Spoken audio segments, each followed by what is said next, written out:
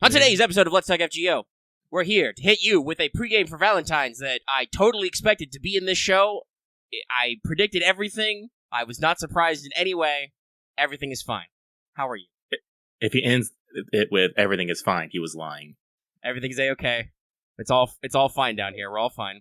How are you? Boring conversation anyway. Hi, I am one of your hosts, and I'm Sparkling Omega. With me, as always, I was going to say GYARU Lucky, but I think I've done that joke before.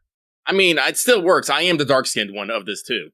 It's true. All right. You are one of the legendary GYARU Legion. You are lucky. Hello, everybody. Hello, everybody. I hope you're enjoying Fate Grand Order, a.k.a. a sugary premonition.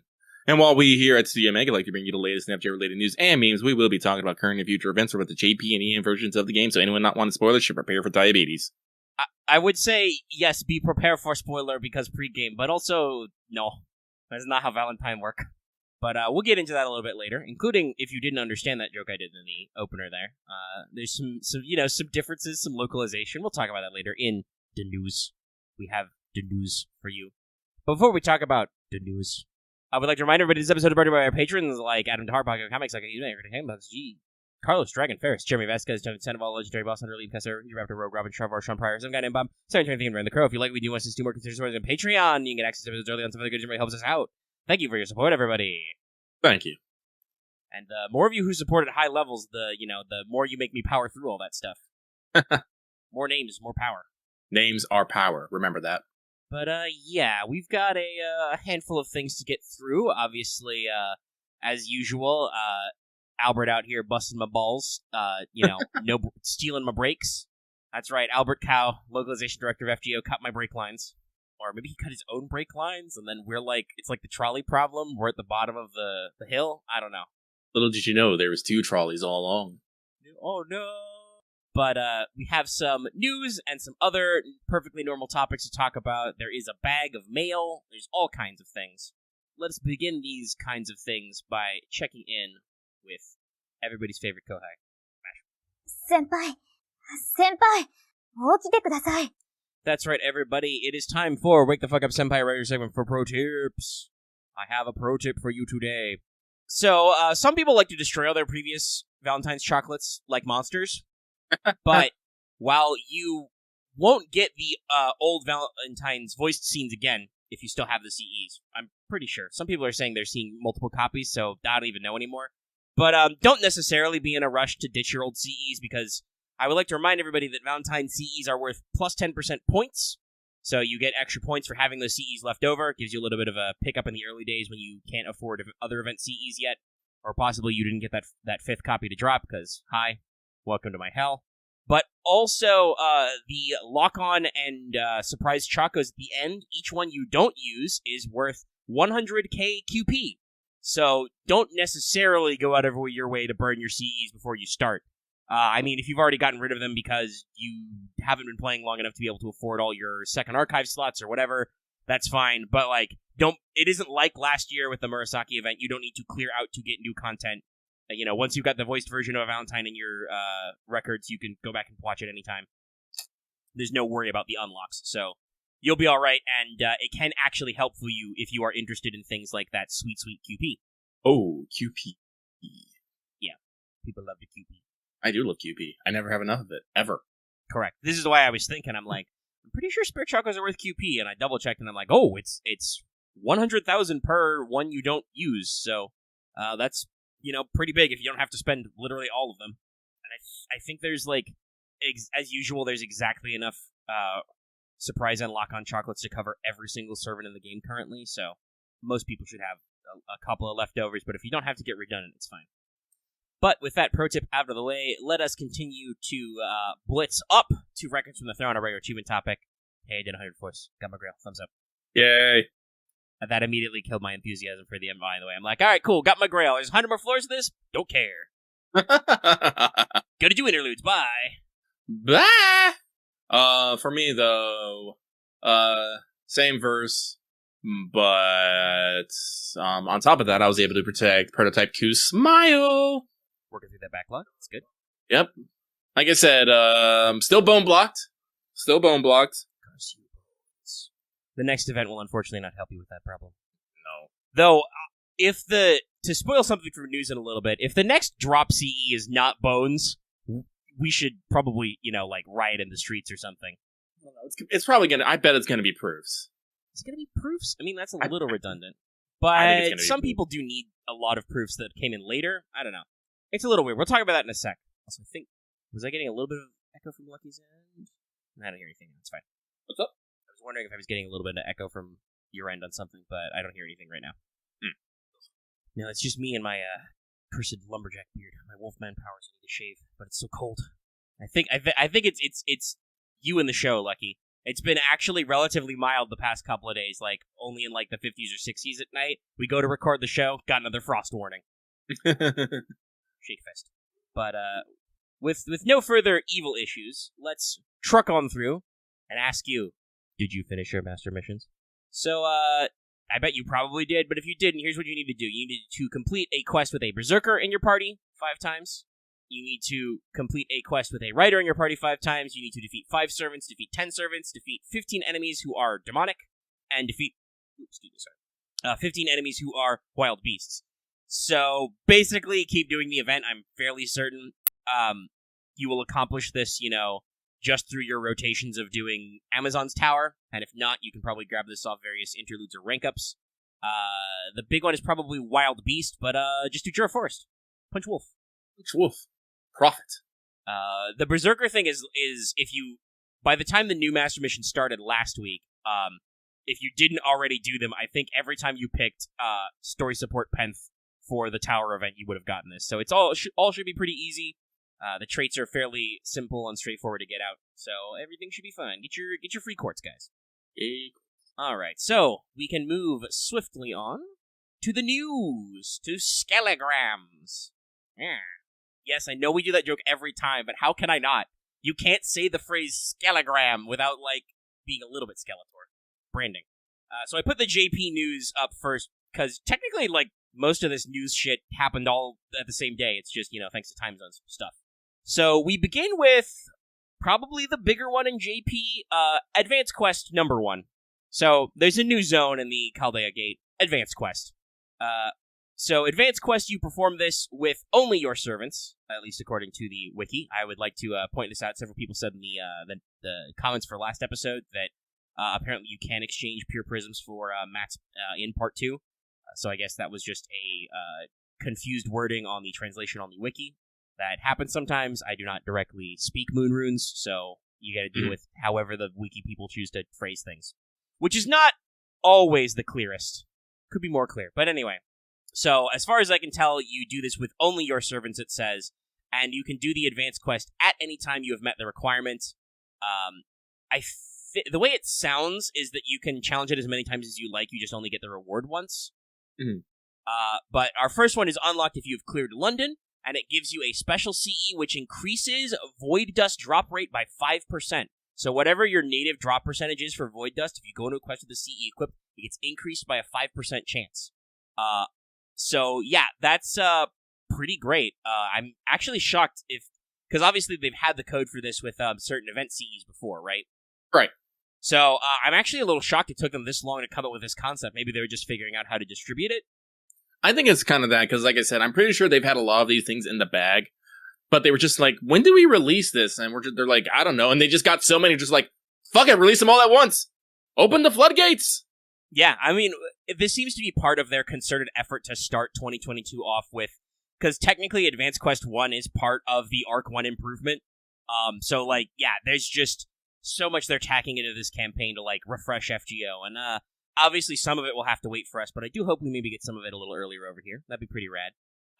This Void Dust thing is pretty cool, though admittedly I have a lot of dust right now, but, there's some old videos on our channel where I'm hunting for dust. I'm doing fucking class dailies for dust because that's how much you needed it back in the day, and you didn't have a lot. So, increasing that rate is pretty cool. To tie into this, if you've cleared Babylonia, all free quests with Drop Void Dust have their first time AP clear halved until the second. I will say this sounds kind of useless for old hats, though you probably have a decent amount of Void Dust, but if you are actually, just getting into FGO, this is probably pretty decent.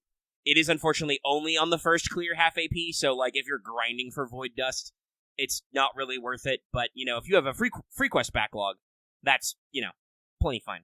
Well, I think this is also as going to go back into, part 1 improvements. They're trying to make the front half of FGO feel a lot better so new players and people who might be returning have a much smoother experience. It might not hit so many choke points that, we did back in the day. Yeah, and with the confirmation that Lost Belt 7 is happening this year, right? It sounds kind of like we're probably gonna maybe wrap up part 2. We don't know. It was implied that with Lost Belt 6 we were only halfway through the body of part 2, I think. So we could have some wiggle room left, but it sounds to me like we're hitting a point where we're coming to either a conclusion or at least a climax. So maybe they're working out to speed people so they can catch up to all that stuff. So you can scooch through even more. But presumably, since this is called Advanced Quest 1, this will be an ongoing feature, much like interlude campaigns, rank up campaigns, etc. You may see these advanced quests, trickle out every couple of them the bit. So Lost But 6 was 2/3, and then you had some very big chunky stuff. Tunguska would probably technically be counted in that. I don't know. But yeah, it's an interesting feature. I mean, there's lots of bronze mats I hope they do this for, but bones would be the one, right? That would be the big one. Plus 5% bones. People would be all over that. But this isn't our only fresh new feature out of JP. Guess what, guys? In an ongoing sequence of, well, guess that's free now. Merry Christmas in the Underworld free release. Commemoration going from the 26th to the 1st of February. So Merry Christmas from the Underworld has gone the way of Prison Tower. It's just free now. If you spent FP on it already, you will be refunded. Not FP, RP, Rare Prisms. You will be refunded. So just straight up, well, Lucky and I actually discussed this a little bit off mic. I'm not sure whether or not it's them deciding that it was a mistake to charge players, or just after having introduced this concept for about a year, or a couple of years actually, because I think we're about to get our first introduction of this system with the main interlude style system with Merry Christmas ourselves, and Prison Tower has been available for a while. They just realized that they weren't getting the response they wanted from the people, so they were like, "Fuck it, it's free. We don't care." Mm-hmm. It was all just Rare Prisms anyway. But they are making a strong effort to bring that stuff to just free, just in the main interlude section. You can pick it up anytime. And to celebrate, we got a split rate banner on Ishtar and Daresh plus event CEs from back in the day. Now, when I say split rate, this means that those two are never on rate up together. It rotates through both of them, so, pick your day, pick your poison. That does mean that I believe the pity system is tracked separately if you're looking for these limited servants. So if you're willing to spend some cash, you might have some fun opportunities there. Otherwise, it seems like this is just a little bit of bait to keep you satisfied until Valentines, which I'm going to presume will probably be announced on that stream that we ran down is on the 6th, I think, right? Yeah, I believe that's Sunday in Japan. Yes, I don't want to insert on my calendar. So, yeah, the 6th will be a Sunday. So, presumably we will, show off some stuff there, because they love to do that on streams. And they have been doing it pretty regularly with the Caldeia satellite offices. So, yeah, that's pretty cool. Everything going on in JP has a deadline on the, 1st or 2nd of February, so I don't know what they're going to do next. I think you can just coin flip on whether or not we're going to go straight to CCC is free forever, right? Mm-hmm. Because that was main interlude before as well, so we'll see if that happens. I don't know, but, we're going through it. That would presumably mean a, Melt Kiara King Protea banner. Has it been a while for those guys? Dunno. Yeah, a little bit. Okay, so that could be. I'm trying to think. I don't think they've had I don't know. I don't think they've had a rate up since since they were added to main interlude. That's happening for this year for us. Okay, that may have been a long dry spell. That could be something they want to do. So we'll see. We'll see in a few days for us. Now, moving over to NA, showing us though, as I said, Albert doesn't believe in brakes. This is a joke, actually. I'm pretty sure Albert doesn't make these decisions. It's Nissan is driving the car and Albert is stuck in the passenger seat, having to work these guys to do all the bits. But we got Interlude Campaign 12 over here in America, and elsewhere in our Western release, our broader global release, starting the 26th, going until the 2nd of the February. So very slight overlap with where they've announced upcoming Valentines. So during this time, half AP interludes. You get 6 new interludes. I've talked about this before. They're mostly just Saint Courts. You've got new Saint Courts interludes for Benny Enma, Moriarty, Bradamante, Ashwathaman, and Asclepius. And Zhang Yu has a skill interlude. We have a rolling rate up on Bradamante and Zhang Yu with Asclepius up all the time. I have been poking those. I've been able to, though obviously Asclepius, for instance, he's like Bond 5, which he's not at yet for me, because, I've been rotating a lot of different servants in and out with the tower. I did do Moriarty's. That was interesting. Stuff was in it. The only one I was able to do was Benny Enma's, and it gave me a sad. The Moriarty one's not very sad. Though, it's old, but I also recently did Prince of Lanling's interlude. Have you done that one, Lucky? No, I'm working on that one, actually. Okay. You'll enjoy it. Because it says it's a Prince of Lanling interlude, but also it's secretly a Blackbeard interlude. Yes. That was pretty fun that I cleared it off my list. I'm all caught up on all interludes I can do right now, and I'm working on bond farming for some other guys. Because I'm going to need some Saint Courts, because guess what's coming? Not so ordinary Valentines, despite the fact that structure-wise it's a very ordinary Valentines. Murasaki Shikabu and the 5 Slaying Queens from the 1st of February to the 14th of February. So this is a new Valentine's event with the usual lock-on surprise checo system. There will be a Seishonagun banner, plus other stuff on that banner we'll discuss later. It's Valentine's Day. We will be getting Mary's animation update with that. I got more info in the pregame. Did we already get Caesar's animation update and NP strengthening? I don't believe so, no. Because that was supposed to be with this originally. Maybe it is, and they just haven't announced it because they haven't actually posted the news yet, and he's only a 3-star, so we'll see if we get a more complete news package. But, so I talked about this earlier. This is a very interesting localization choice, but probably pretty good. The original subtitle for this was, I believe, Murasaki Shikabu and the 5 GYARU Legion, or something like that. So that's a subculture thing that, while we are probably mostly nerds playing this game, may or may not be understood by 100% of the audience.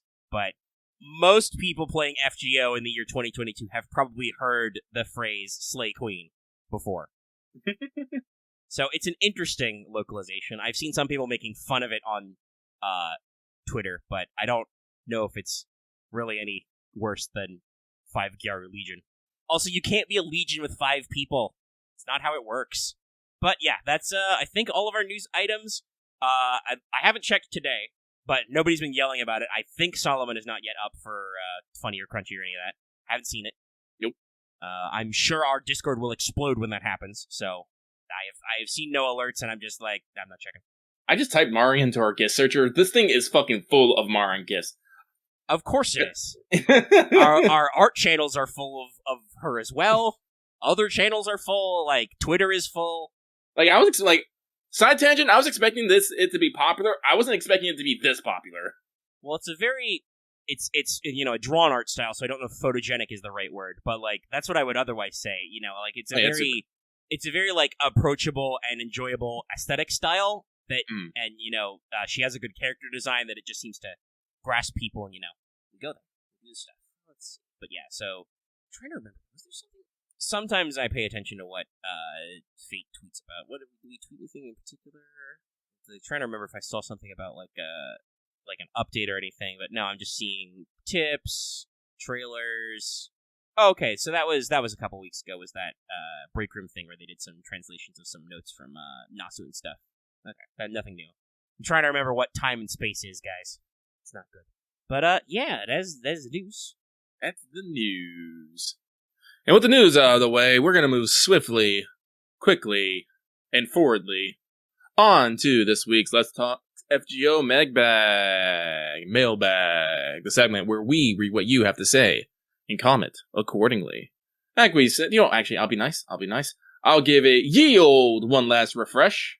And of course, we are at 19 now. Someone snuck one in at the super last moment. The super last. Of course. So we have 19. We don't necessarily have a full back half here.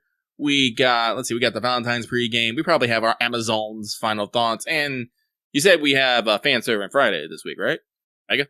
What? Sorry. I looked away to grab my phone. What was up? We doing fan servant Friday today? Yeah. It's the last week in the show. So we'll do that. But that's not going to take up that much time, especially considering, like I said earlier, the pregame is not super long. Alright, then. We will get through them all, unless I decide to yeet you for whatever reason. And Or first, unless at the... YouTube has pre-yeeted you, as occasionally seems to happen. Yeah, that happens sometimes. But our first one is from the Eternal Storm, who says, "Hey guys, hope you're both getting enough rest." Never. I just heard about the Valentine's Fist, and I asked for luck rolling for Say. Well, okay, well, here's the good luck's vibes. There you go. That's the energy of Lucky's foot. Question: Have you ever bought a catalyst for a specific server? If so, what? That's a red pist. That's a red pin. Catalyst?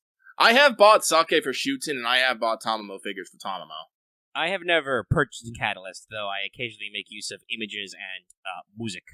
So, that is that. And we will move on, thank you very much. This next one comes from a working double, who says, "Yo, Lucky and Meg, as I write this, I'm 11 hours into a 16-hour shift." How long ago was this? 2 hours? So this person is currently 13 hours into their 16-hour shift. And I just wanted to send some good but exhausted vibes to you guys. Wow, wow, wow, wow, wow, wow, wow.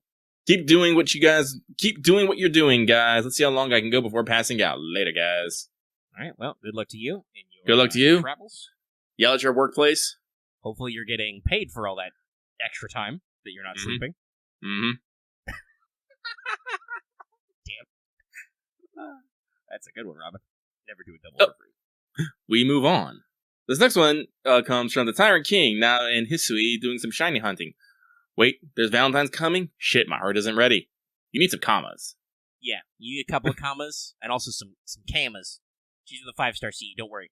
I'm excited for the comma.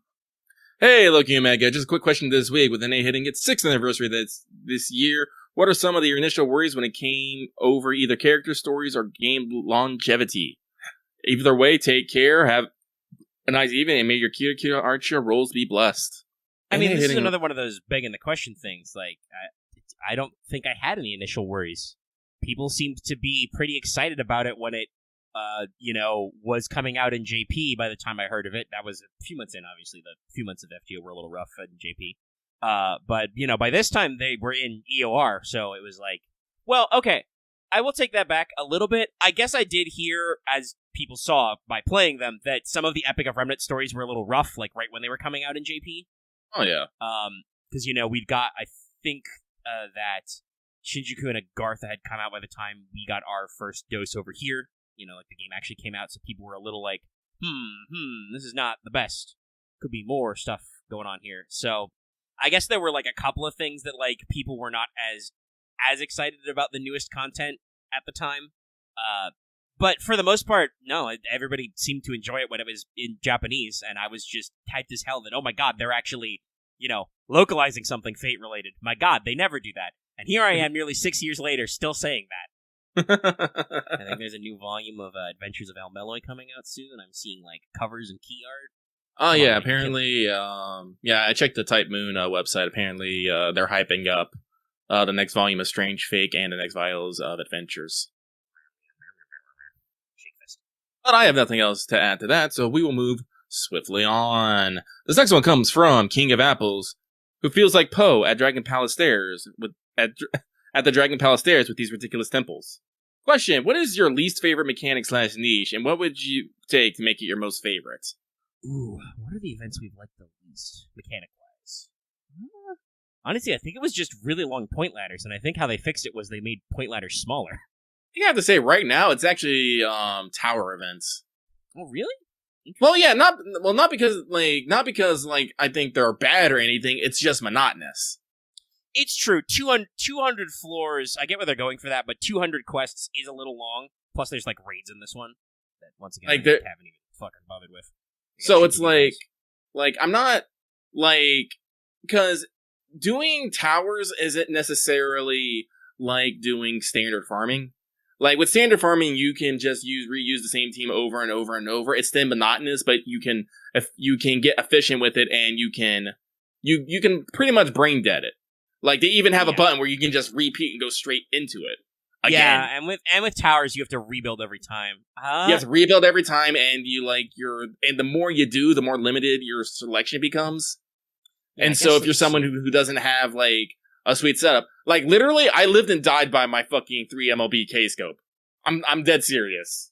None of them were hard, but Jesus Christ, if I didn't have them, I'd be like, I'm gonna be here for a minute. Yeah, you could sometimes be there for a little bit. Yeah, so okay, how would we improve that then? Probably, like, if there was some kind of, like, because the party setup for tower events is special anyway, because you'll get it's 6 slots. Maybe if there was some kind of, like, autofill, like, just tell it there's a button you can hit where it automatically assigns some appropriate servants, and then you can swap them out if you want to.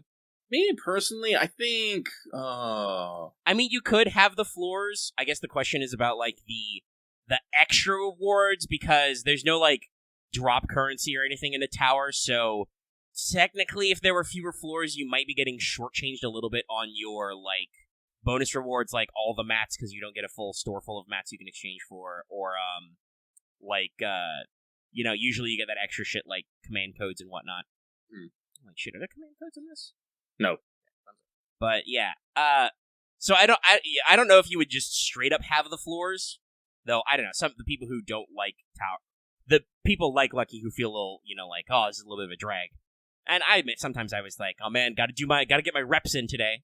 Yeah, because, as a little bit of a teaser, I literally only finished Amazons today. Today I hit floor 100. And that was for me going, today and yesterday. This is going, okay, I gotta finish before the show. Cause, like, while the rewards are neat and stuff, and like I said, we have that little story every 10 fights, it's 10 fights of me having to switch to different comps every time, having to make sure I'm checking my relaxation, make sure people are getting out, all for just so I can, like, do this little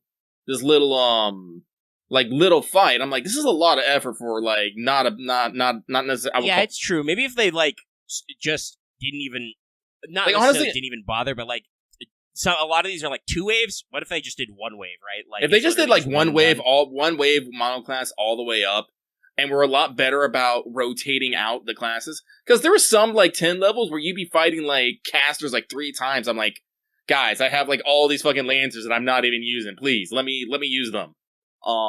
So like maybe spread out their class, like their classes. Like you fight no rulers, you fight no avengers. Yeah, I think you fight some more extra classes in the next 100 floors, but that's the bonus 100 floors. You get your braille at 100. It definitely could, like, I think the other thing was, like you said, you mentioned monoclass earlier. They do start to switch that up as you get higher. It's like, ooh, no, there's 2 classes, and I'm like, okay, so that's just berserkers. That's just a berserker node. I mean, I guess that makes sense because technically berserkers are any possible node, but making it multi-class encourages them. But yeah, it could be streamlined. Yeah, I mean, so it is it's basically the same thought as I had earlier when I said, what do I think is the least favorite? Well, I think it's those points ladders that were stupid fucking long. Guys, do you remember Saber Wars? Do you remember how much that sucked?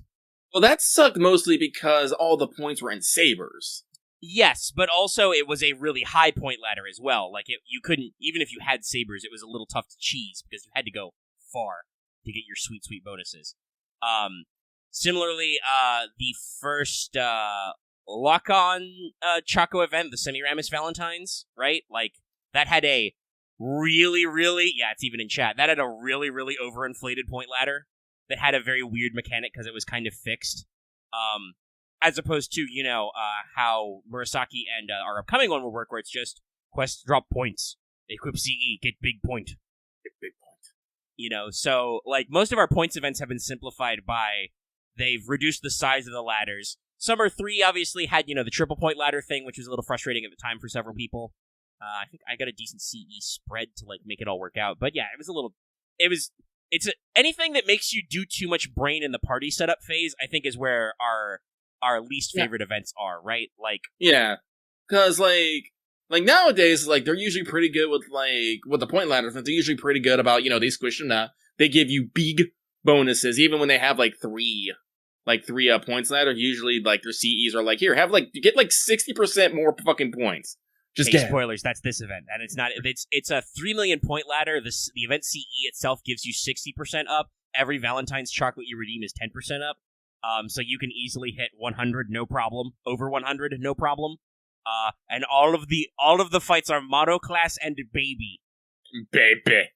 I don't think anybody breaks very much over 100k HP in the upcoming Valentine's event. So like they know what's up. They know what you're about. The best note is even just berserkers. Literally use whatever the fuck you like. So they've learned their lessons about points. So I guess we'll see how Akihabara works, because I believe that's a tower event as well. Yeah, it's berserkers. So you can use basically anything. Enter the turbo. So we'll see if they do anything really different there. Other than that, I don't think they've done another towers event. They don't do it very often. So no. You do not have to delete all your Valentine CEs. You do not have to re-earn them. And in fact, I said this at the pro tip at the start. Sorry, we're getting some chat commentary. We're coming back to it. You can, if you don't use all the lock-on and surprise chocos, you can exchange them after the event for QP. Quite a bit of QP, so you may want to hoard them if you've got them already. Because it should be retroactive. It should be all of your previous, because they're all the same CE, right? They should be coded to give you the point bonus. So actually keeping some of your CEs so you can start with 60% off the gate, basically. I mean, you might use currency drops off the banner, but yeah, you can get a lot of point bonuses and get your ball rolling, because it's almost like we've worked on this system and we figured out how to streamline it a little bit. And now that I think about it, yeah, I didn't really struggle, but I will say the fact that you have to think about every party comp is why I'm not doing those bonus 100 floors. Like, I got shit to do. I already have too much crap to do. Then also they're like, hey, you want to cycle through all that stuff? No, I really don't, actually. I don't want to keep resetting everybody, as funny as it is. But I think we got most of that out. Did you get all your thoughts out on that one? I believe so. I didn't actually think we'd be talking about that long. Well, it was a discussion. Because, most of the time with FGO events, we don't really feel that bad. Most of them are pretty handleable. But sometimes there are some that are a little rough. Also, I've thought of this earlier, but I didn't say it because I would get through the whole question read. But the alias is technically wrong because, talking about stairs. There's no stairs in these temples. You're climbing the outside. That is referenced in both events. There are no stairs. It's that fucked up. So, with this, we are going to move on. So this next one comes from Moon is currently waiting for lunch and is considering stealing some of Lucky's home-cooked meals. How dare. Lucky says not hold grudges over many things, but he will hope to hold grudges over food, over money, and over women. So beware. Beware! Yes, the big three. So, they say, hello, Lucky and Meg. I hope all is well. What are craving now? I'm running ideas, so what is on the mind? Oh no, I am craving revenge! Honestly, I just yawned. I might be craving sleep. I'm not gonna get it for a while, though. I gotta edit this. I'm good. I'm craving for more time in my day. Where am I leap hours and seconds? Can I get extra? Hey, I mean, revenge is a dish best served cold. Old Klingon proverb. Lucky is a man who burns hot, so cold things will help. But actually, speaking of that, I've actually been talking with my workplace to get us to move to a 4-day work week, because I'm like, man, I'd really like another day where I don't actually have to fucking do anything. So I can actually have a day where I don't have to fucking do anything. Then it's a lie. Then I'm gonna start doing things on that day. Yeah. I used to have days off, and now I don't. Oh, look, Bastard Duel came out. I'm free on Thursdays and Tuesdays. I could stream. And then just, try to do everything. Oh my god. Finish so I can do more things. Thing finish, do new thing. Irritate my eyes, though. It must be because of the closed windows. Alright, but, yeah. I'd like to reiterate. We appreciate your mailbag, but you don't have to leave a question if you don't need to, If you just want to say hi, you can just say hi. It's okay. Saying hi is okay. Guys. Don't break the bank, don't break your brain. It's fine. We are here for comfy times, not hard times. Become burrito. I should really draw that comic one day. Enter the blanket zone. So, what's the ultimate come, Flucky? Just become floor.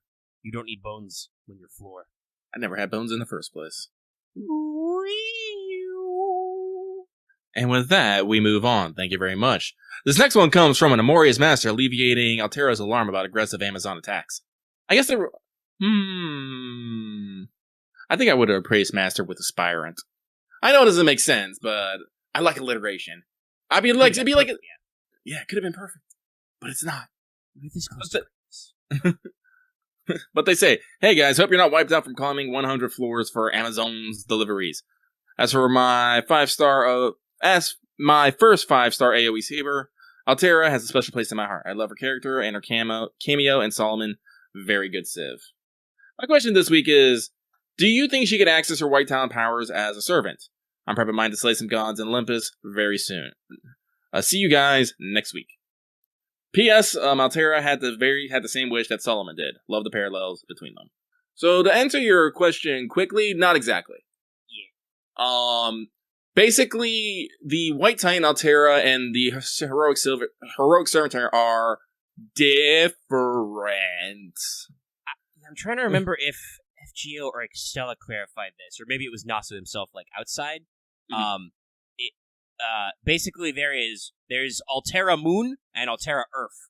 The FGO one is Earth Altera. That's the actual Altera / Attila the Hun recorded in human history and all that stuff. And then the Moon version has access to the Earth one's data because the Moon cell is watching UP. I know it's weird like that. I don't understand what that cube is about, but that's what it does. It watches everything. So they have like some of the same abilities, but they are not necessarily 100% the same character. Hence why there is a very tall version of Moon Altera. Yes, because remember, the White Titan was killed, was deaded, got smacked by a lone samurai warrior wielding a magic sword. Foolish samurai warrior. I will never not... Foolish samurai warrior. I'm never gonna not make that joke about... that's kind of what it is. Like, the narrative is a little... Well, yeah, anyway. The little narrative is, they literally say it was a lone warrior wielding a magic sword. So I'm just like, nah, samurai warrior now. Forever. But the White Titan was, destroyed, and it was only incarnated. I believe it was actually incarnation, not reincarnation. Like, was it like 14,000 years later? I don't remember when the Huns did the thing. I don't remember, but so basically, like, Altera keeps some, like, her mind, like, this is why she's kind of robotic, in a sense. Yeah, because the Earth Altera is actually a bit of the physical White Titan left over. Yeah. Don't think about it too hard. It literally doesn't make any sense. Nasu is just completely full of shit, but, But no, space giants. So if we ever got, like, Altera larva, though, the actual, Altera on the move, that's a definite maybe. That one was more hooked into what was the fuck going on. But not, our Altera, probably not, no. With that, though, we are going to move on. This next one comes from Master who just loves these tower climbing events. Not sure if sarcastic. Guys, if you're being sarcastic, please put in parentheses S. Or /S. Or /S. Whatever. That's not a demand, that's a request, though. But otherwise, Lucky's going to be confused. It's a forceful request. But this person says, "Hey, Don Lucky and Monsieur Omega, comment gava." Oh, you put in parentheses, how are you guys? Comments, how are you? Oh, okay, I see what's going on here. Hope the game and lives have been treating you well. God damn, just read more. You like typing. Correct. As alluded to by my alias, I do like these Setsubun style events. Okay, not sarcastic. Got it. Okay, not sarcastic. Thank you for clarifying this. Which more or less forced me to use servants I seldom get to, like Hector, Saber, Giles, and Fergus. The high bond yield has also been fantastic. Actually, that's something else I didn't like about this event. I'm putting a pause on this. Like, I love that there's you can have multiple bond, like get extra bond, but you can only get that extra bond once, and then you have to wait 2 to 4 hours before you can get it again. That's a pain in the fucking butt. I hate it. It's a cool concept. Put it in more events. Yeah. Where was it? Ah, yes. And I hope to see more of these in the future. My question to you for this week is something that the event inspired me to think. Having used Hector during Archer Floors, I can't help think his kit is woefully out of sorts in a star rarity given his status in history, and it feels like it really needs that they've done him dirty, especially with Achilles being a 5-star and all. So my question to you is, what servant do you think needs a stronger alt and higher rarity? Not a Summer Xmas first, but an actual straight-up upgrade. I mean, Geronimo. Yeah, I mean, like, especially considering that in lore, his kit is really neat. Yeah. Like, he's a caster who can straight up, like, act as an archer or assassin. So, yeah, that would be a big one. Hector's probably the other one. If only because I don't know if Hector's, like, current kit and abilities really encapsulate, like, mechanically, they don't make you feel like the guy who, like, butted heads with Achilles for, butted heads with Achilles for, like, 10 years, right? Like, right. He jokes about being a speed bump, but he did last a pretty long time against a lot of famous Greek assholes. Well, again, this is like I talked about this. I talked about this when we were doing our Atlantis thing. Hector's problem is he kind of actually has the same problem as Mandricardo is while he's a really cool dude, his main purpose is just to be the guy who fucking Achilles fights. Is true. He loses eventually. Yeah. He goes through the whole thing. He stabs Achilles' buddy, and then they are not buddy, and then he die. It's like I always forget the work. Is it what is the work that it's the Iliad. The Iliad really wants you to be all like, oh man, Odysseus and fucking Achilles are all the bestest and the coolest. Oh no, I hate it when bad things happen to them, because it's gonna happen to them a lot. And so they need to basically set up antagonists that can rival them, but can't rival them enough that they actually kick their ass. Achilles. Yeah, well, some of it is the influence of the gods stalemating everybody, because the gods pick sides and they absolutely do play favorites. It's really annoying.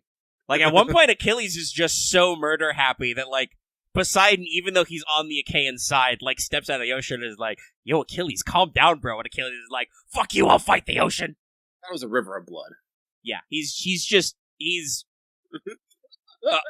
I think Achilles does mention he could be a berserker, but Achilles absolutely could be a berserker. Like, he has to fight a lot of people, and here's the thing. While there are antagonists on the Trojan side, I think the other great thing about the historical writing is the antagonists on the Greek side. Fuck Agamemnon.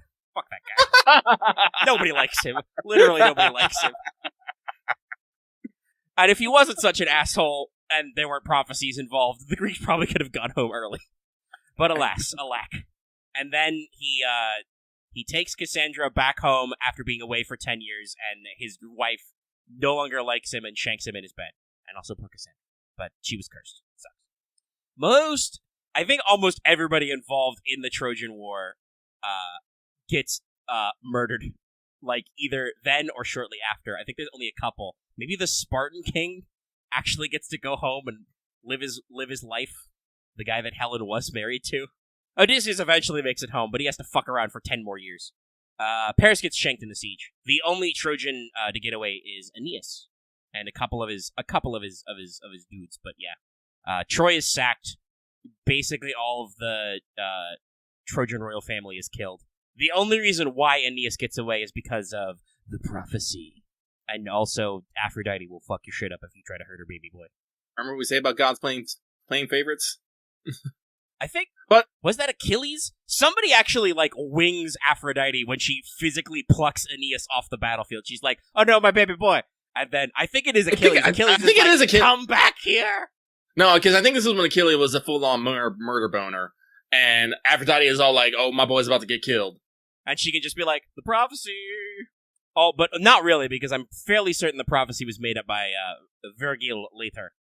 It's just in the original Iliad that Aeneas is the only one who survives, and then, depending on the telling, I think he fucks off into the mountains, and then the Greeks, like, reach a truce with him, and they're like, okay, we got Helen back, we're done, we're leaving, bye. And Aeneas is like, alright, cool, they're gone.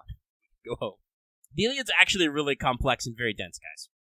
But yeah, so, like, I think, like, considering the time period of the war, Hector could probably use a little bit of a kit splash up. Mm-hmm. But I would not say the same level of, like, the greatest example of this is Romulus, right. Who was woefully undercut both in story and in kit. So much so that the developers straight up admitted they should have made him a story-locked 4-star. They were trying to deliberately draw parallels with Lancer Artoria. So when they made his souped-up version, coming soon to NA, then they, like, actually, like, pulled out all the stops. I don't think Hector's quite that good. Like, he's not particularly favored by any of the gods. He's just, you know, he's kind of like how he does appear in FGO. He's kind of the everyman. He's, you know, the elder prince, the military commander. He's got shit to do. You know, your brother who's prophesized to ruin Troy bums back into town after living in a van down by the river for like 10 years. He's got a new girlfriend, but she's fucking married. Like, that's all Hector's problem is. He's just trying to live his life, and people keep fucking it up. Geronimo definitely needs, like... But yeah. Unless you give Geronimo, like, a triple skill interlude, which I don't fucking know with FGO anymore, right? Right. You could... He just needs refreshing, and I don't know how else you do that besides just make him again. I don't necessarily know if I trust FGO with the sensitivity to do it, but you could, you know, pseudoize him with, like some First Nations deity, I'm sure. Maybe. So long as it doesn't involve skinwalkers or wendigos, because everybody fucks that up. Wendigos don't have antlers, by the way. But with that, they have a little bit here at the end. Best of luck on your upcoming Say Sharingan rolls, and I appreciate if you guys could stream more often. Stream what? What do you want? Do you want more FGO? Do you want I'm about more to say, game? what do you want me to stream? Because I think we stream currently we're streaming 4 times a week. We stream Saturday, we stream Monday. Omega usually streams now Tuesdays and Thursdays. Yeah, for at least another couple of weeks. And even then, before the new year, I tried to tuck in occasionally a little surprise stream with stuff like, Fail Portrayal, which came back this week. Occasionally, Lucky's just busted out and been like, fuck it, stream. We're wacky, we're wild, we do dirty things. For free. Yeah. Let us know what you want us to stream more often. And on that note, they finish with, P.S. Is Omega a Yugi tuber now?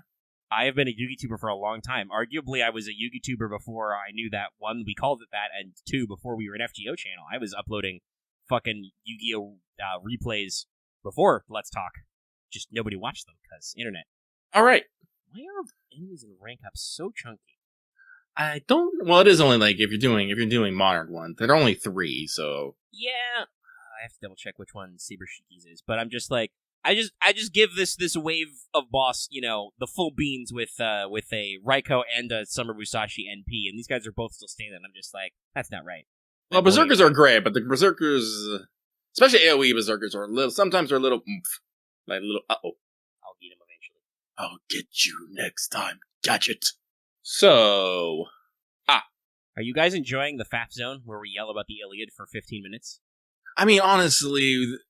People have to expect this. Now, I can't call myself a history buff. I'm a history nerd, but I can't remember dates to save my fucking life, so, yeah. But we both enjoy history, and we both like games, we like 2D PNGs. So, no matter what, we're gonna get in the if weed. you guys are here, you're here for our, riveting commentary as opposed to just the news, since we do not always deliver the news in a concise form, though, obviously, with time codes, you can skip around to stuff. I also like how we got 2 responses in chat. Yes. Good job. That's why you're here. Well, yes, I presume the time codes will be okay this week, Robin, now that you're not going to be high on the vax. Or low on the vax. I don't have their name in front of me, but shout out to that person who did what I always say people should do if they're, concerned that Robin cannot deliver the time codes, because, he's a volunteer who technically pays us for that privilege, and just did it themselves. Thumbs up to you. Good stuff in the community. I think I pinned that post. If I didn't, I definitely gave him a thumbs up and a heart. Pinning comments is sometimes weird. YouTube's interface is not always clean. Anyway, we're faffing again. Let's power through a couple more of these questions before we do that some more. Alrighty. Then we move on. This next one comes from, you thought it was an alias, but it was I, Dio. Hang on. Hang on. Hanging. There's only one thing to do. Oh, lordy, I'm hanging. There we go. Perfect. Let's get started. I don't. I know what I'm about. But they say, salutations to Spender Lucky and Saver Omega. New FGO class, Spender. No question this week, just well wishes. May your rolls be blessed and not full of Mapu tofu. Unless you're willing to take them away from my gacha pools, then that would be very much appreciated. Well, fuck you, sir. You take my Mapu tofu. I'm still on Spender. Heroic spirit of the wallet. just somebody get me an edit of the FGO class icon and just draw a wallet in there. Or I suppose it would be simpler. I could probably just do get a blank one and do a sprite edit with a $sign. That'd be pretty funny. But that is that. So, they say we should move on, and the next one comes from hoping that Waver doesn't get too used to resting because we have the Bond 14 to work through and another in reserve. Oof. Hello, Lightsaber Lucky and Orbital Strike Omega. Hope you're doing well. I like the question with cocaine. I mean, does getting a drop boost and CE and the Sugar Q shop being implemented. And when now it makes me just think of this. Well, no, FGO is just your drug. It's your fix. Don't you lie. Delicious sugar cubes. Straight from the cube. What if it was straight from the cocaine? What, but they go on. What other improvements can be made to help with farming? I'm not necessarily saying I want more, just curious to what can be brainstormed. Well, anyways, I'll keep sending those good vibes to y'all while introducing the bad ones to my grailed herks. See you next week. Bye! For me, I think the actual easiest thing would be a auto feature or a autocomplete feature. Now, So what I mean by that is that there's 2 ways that autos can usually work. One is that you just push auto, the game plays itself. It goes through all the moods and the motions and all that stuff, and you can see it happening. Autocomplete is just that you spend AP, you get result. And I think with FGO, the way that second thing would work is it would be a little annoying, but FGO would absolutely produce a new kind of consumable that like you get like every day at login or something, so you can only do it so many times a day or some shit. Mm-hmm. But I'd be okay with that. Like if you had we talked about this before, if you had so many like auto tickets, you could spend that a day. Just all right, I'll spend my auto tickets on EXP farming today. Boom, ching. I'll spend it on free quests today. Give me void dust, whatever. And it'd be definitely best if you could like save them up for like events and stuff. Because, again, that's like, farming's never necessarily the bad thing. I mean, everything has its drops, everything has its comps and whatnot. But usually the thing that is the pain is that you have to do it every single fucking time. So I think a method to just cut you out of the equation would be very good. Like I said, this is one of the reasons why I like playing a lot of the games I do play right now. Like, Blue Archive, Destiny Child, Last Origin, Nier, all the stuff, is they all have a function where I can just hit a button and the game will play itself. Which, really, really frees up my time to go do other things, which is usually playing another gacha. Like right now, I have Last Origin just ticking in the background. Last Origin's great because they'll actually tell you how many runs it has done while you've left it auto. And on my current setup, it has done 46 runs and is still going. Nice. I mean, the most gacha thing I'm extra doing right now is Yu-Gi-Oh! Master Duel, because trading card game. I mean, I'll say some of those matches in ranks feel automatic. Well, I've lost, I surrender. You could, they have an AI, but that would be weird if there was an autoplay mode. It requires brain. But definitely, I wish I could grind to platinum with automatically and do other shit. I got a lot of stuff to do. Oh yeah. But we're getting a lot of appreciation for. Somebody said skip ticket. I know he's like skip gang ticket. Skip gang. Oh, I can surrender. I don't care if he's halfway through his combo. If the game's over, the game's over, dude. Ugh. But Omega, well, I've said my piece. Do you have anything that you like? Obviously, the skip ticket thing we've talked about before, and I think that's a reasonable idea because people have discussed there are third-party apps now which let you automate certain features of FGO, but you have to set them up yourself. So.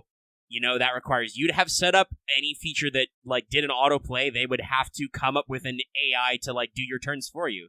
I'm thinking about it just now, like, how would they do card hands? Do they just pick the first 3 cards? Probably, but that might not actually be that efficient. Like, I could see you actually, like, losing auto battles, right? Well, that's why I like autocomplete. Well, basically, if you can, like, what I would actually put in is this is something I'm stealing from other things, but I put something in like a 3-star system. Any map that you 3-star, you're able to complete. You should be able to do autocomplete on, and like the third tier of like 1 star is just completing it. The second star is probably completing it without anyone dying. The third star is completing it in 3 turns with nobody dying. And I don't even know if FGO would need to go that far because it doesn't have that rating system, I know it doesn't have that rating system, but that means the 3 pip is kind of interesting because that is kind of how free quests work. You usually have to do them twice, and then the third time you get the reward. So I would assume only once you access that complete mode, like you have to do it at least once manually before you can skip ticket it. Yes, would be the best way. So I think there's some room there. I think just if they're gonna commit to this advanced quest thing. If they just did that, that's, I think, a really interesting way, especially if you could get multiple copies. I don't think you can, but if they did do that, or if they did other things, like, I think something we've talked about in the past, is what if you just could get a CE that was just, like, all drop rates are increased by, like, 2%, right? Right. Like, or, 5% MLB or something. Well, God help us if they did, like a store CE, which is, like, 2% normally, but when you max limit break is like plus 15%. Like, well, it says on the wiki when its max MLB is supposed to be 25%. Oh, is it? I don't know if can you get multiple copies? I don't know. That's what it just says on the wiki. Yeah, if they've got MLB stats, I guess that means you can get multiple copies. Can you just run the advanced quest forever? That was not necessarily the impression I got, that you keep getting rewards. But like I said, we are looking at new translations, so it's hard to figure out, what's going on. Okay. So is it just like a data mine? I think it's just, like I said, it could just be someone on the wiki just making assumptions. Yeah, like it's probably is either a like a data mine or because people usually do that with new CEs when new content is implemented. They figure out like max limit break, this will do this, or it is in fact just a guess. So we'll see. 25% is a lot, even if it's per mat. But yeah, just in general, like playing with the systems they've got. You know, we've already seen that you can increase drop rate, enemy appearance rate, and stuff like that. Like just give the players more of those tools all the time to make general farming easier because. You know, if you've got the right servants and you get lucky on the CEs or you invest the effort, event farming can be quite easy, right? You can get big bonuses, you can get big throughput, but for, like, free quest farming and, like, general mats, you know, it's a little sketchy. I remember, was it Benny Enma? Yeah, it was the shell node came back, right? And everybody was like, oh, check out this node with the, you know, do the bath node. It drops shells better than the current node we've got for it. And it's just like, that should not be like as huge of an event as it is. That people are out here like, you've got to do this node, shells. It's like 1% better. What if we just made it so you could make shells easier to get all the time? Like, I think that they can give us the tools to work it out better. And also, like, not break the game, because it is true, FGO is a little old. They've done a lot to improve it. You know, like switching engines and stuff. Like, I think we're based in Unity now. I believe so. And like changing the architecture, but there's only so much you can do to drift the mechanics. Yeah, there was a lot of drops in that Prisma Feather node. People were super excited about that. So just keep on keeping on with that and work it out. I will say, I think the only thing thinking like right now is, I talked about this, the first clear on free quests halved only for Void Dust, I feel like that's good for clearing free quests. That's not necessarily good for farming Void Dust, because usually your most optimal way to farm mats is to find the lowest AP node and run it into the ground, right? Yep, this is why a lot of people spend time in Fuyuki for bones. Yeah, and obviously that is not what this current system, this current bonus campaign is encouraging. It wants you to actually go to different places and clear different free quests, which is cool, but what happens if you're out of free quests? Well, you don't have half AP, so your Void Dust farming time is not necessarily any better. I do not think FGO would be significantly harmed if they just did all free quests that dropped Void Dust, you know, for like a week, half AP, regardless of first clear or not. But they're probably testing out stuff, you know? And we will see. Yeah.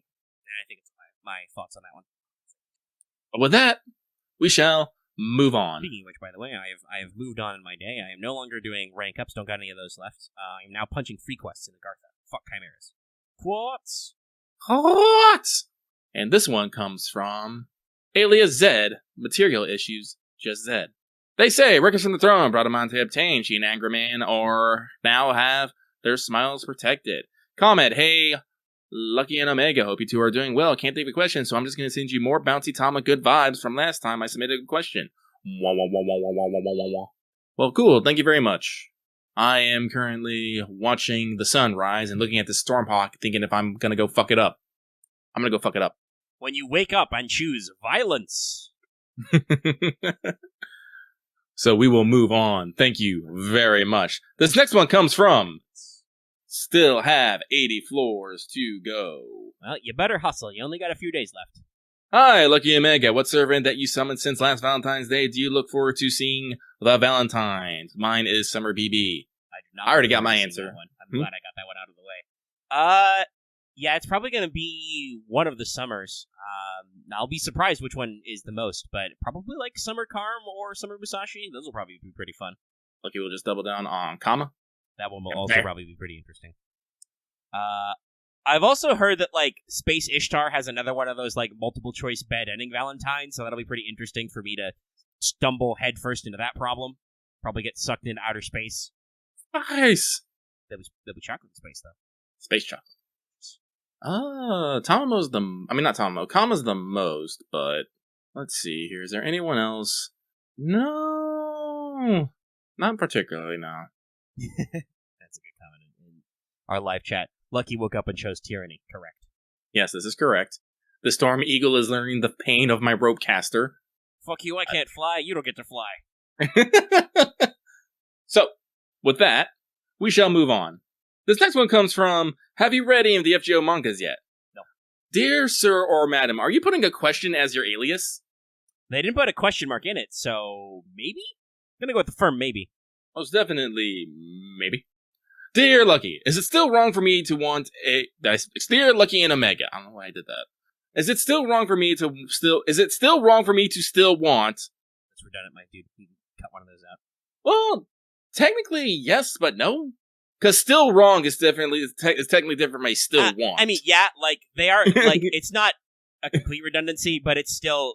It's redundancy... Using the same word is discouraged. You would probably want to either edit one of those words or just drop it, and we can assume the second still. Yes. This is not like a red line. This is like red circled and like some margin notes. Yes. And if it does happen, how do you see it implemented lore and gameplay wise? Oh, it's one of those questions. I mean, lore wise, it just happens. It just happens. It's a saver class. Yeah, it exists. It exists. doesn't give us a shit. We'd get a trial quest maybe, or like an event. I don't fucking know. Why does Foreigner exist? Alter Ego. Like, why does anything outside of the basic 4-7 classes as outlined in the fucking Motto summoning system, the whole fucking Holy Grail summoning system, comprised by the 3 families exist? Why? No one knows. One day someone woke up, chose violence, and boom, there's fucking classes. Ruler, at least they came up with a reason for. I was like, what if we had too many servants? What if we had extras of the normal classes? We need somebody to be the boss around here. Yeah, but that still is the kind of the same thing. Like, because by that same token, you'd be like, Avengers, they're like servants, only they're really mad about something, and it defines their being. Well, yeah, there's a lot of retconning involved, and the extra classes are definitely very unusual, thanks to the fact that, like, we know now that the whole grand thing is supposed to happen. It's really just, what happens is they keep, it's feature creep, Lucky. They keep bolting on new subsystems to this summoning system. But I mean, the funny thing about the lore justification is, like you said, why does Foreigner exist? Just cause, literally just cause, because we got the space guy to write a space EOR, I think. Nice. Like, Alter Ego was at least like it wasn't a class container, but it was a proper noun before that, right? Like, it was a concept that FGO decided to translate to a class. But like, Foreigner is just straight up like, that's just all brand new bullshit that they made up. So they can make up some new bullshit for Saver, with the fact that we have Pretender and, you know, all the stuff that does, I really don't even know what the fuck Saver's, like, class triangle would be, is the thing. Like, I think I think we have 4 complete class triangles now, don't we? Because we have Knights, we have Cavalry, then we have Ruler, Avenger, Moon, Cancer, and then we have Alter Ego, Foreigner, and Pretender now, if I remember correctly. Yeah, I believe Alter Ego's Pretender and Foreigners do interact in some way. I'm trying to remember the exact math. I don't remember exactly. It's something like that. Somebody have the current class chart, which you know is a horrible clusterfuck as always. But yes, I do believe currently everybody has a strength and a weakness. So it's all like, I'm pretty sure it's all symmetrical. No, I don't want a 5th triangle. I don't like triangles that much. Because, like I say, if we start a 5th triangle, then we're gonna have to come up with 2 more classes. I'm just like, no. Yep, no. Yeah, we got 4 triangles, and then the way that, you know, Pretender and Alter Ego work on the different classes as well. It's like a whole thing, and then you got the super class. Like, obviously, there's some unique things like Foreigner's interaction with Berserkers, Ruler's interaction with most things, but yeah, we've got 4 complete class triangles. Let's not go any crazier, you know? Like, Fire Emblem's done this before. We don't need to keep making triangles. Eventually you slim down. You realize you've got too many, you trim it back. By design. Shielder is designed to interact with nothing. In that way, Shielder is like Nega Berserker. Berserker interacts with everything. Shielder is like, nah. And then they're going to upgrade Mash to Gunner, and she's going to be the only Gunner, because she has a gun, and she's going to be good against everything. Explosions! Literally everything. So I hope we've answered your question about the Saver class. The answer is, I don't know if it's wrong for you to want it, but thinking about how they would implement it mechanically makes my brain hurt. It's too many triangles. Too many triangles. Too many triangles. Too many triangles. That doesn't really work with 2 syllables. Triangle. It's actually 3 syllables. Like a triangle. Fuck. Somebody play the X-Files noise. It's all hypergeometry, Omega. It really is all hypergeometry. But with that, and as your mind slowly twists from the sand loss, we move on. This next one, I hate this GIF, Architect. I hate it. That's not even the weirdest Cognito Hazard GIF I've ever seen. I got some spicy ones, but I'm not going to post them. Yeah, I know, but still, it's just like, The funny thing is that I bet a lot of people have, but we're looking at the old triangles within triangles trick. You draw like a big triangle, you make it a triforce, and you triforce within triforces. I've done that. I have notebooks filled with that I've just drawn in college classes when I've not needed to take real notes. Just triangles all the way down. But let's scooch to the next one. Scooch to the next one. How many more of these we got? We got a fair bit. I had to scroll a little bit. So this one comes from. The more I think about it, the more I want to see Iron Chef Chaldea. One of these days, we're gonna have a cooking event. Like a straight-up cooking event. I feel it in me bones. If I had any. The ingredient is Demon Pillar Pancakes. We have so many goddamn food jokes and refs in this game all the fucking time. Isn't Iron Chef originally Japanese? Yes. Yeah, I'm shocked we have not already done that. But they say, dear Omega Supreme and ready to roll out Lucky. Ha-ha! It was a ruse! It is a ruse. If you can order from Amazon's... The thing that kills me about this is Amazons.com has been highlighted like as an actual hyperlink, and I'm like, I kind of want to click it and see where it goes. Actually, no, I'm going to fucking click it. Yes! Where does it go? This website is not safe. It is probably filled with Amazons. What would you get? I'd have to reach into the future and bring back that Void Drop CE. The event has shown me that I need to skill upgrade literally everyone. Yeah, this is one of those unfortunate things about these events where, they lock you out of your servers for 4 hours. But, Amazon's, if I could order anything from the Servantverse? Oh, geez, it would have to be something wacky and wild and weird. Having done the event not too long ago and seeing Amazon.com's persistence, I mean, I guess they're against, human smuggling, but, I could try and order a Space Ishtar. Pence just shows up and is like, hello, you were coming with me. Order must be fulfilled. I don't like to say necessarily probably have a good answer, I don't think, unfortunately. No, it's a weird open-ended question. Yeah. Like, Lucky's trying to think of, like, the things that he orders on the reg, and usually what I order from, Amazon is usually books and video games. That's it. That's my life. I could see whatever kind of, flavor of cup noodle Double X eats.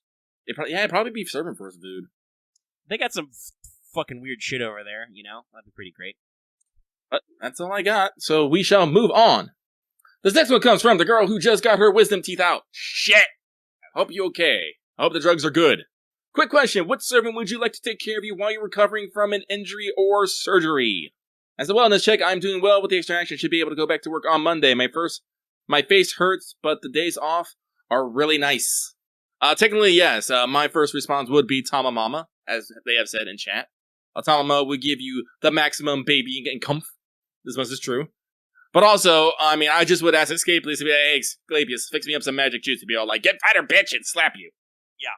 It's just like, can I get magically healed, I'll skip all the boring shit with Nightingale attacking me with syringes and just be like, what's this? Do you need to borrow some Gorgon blood? That's fine.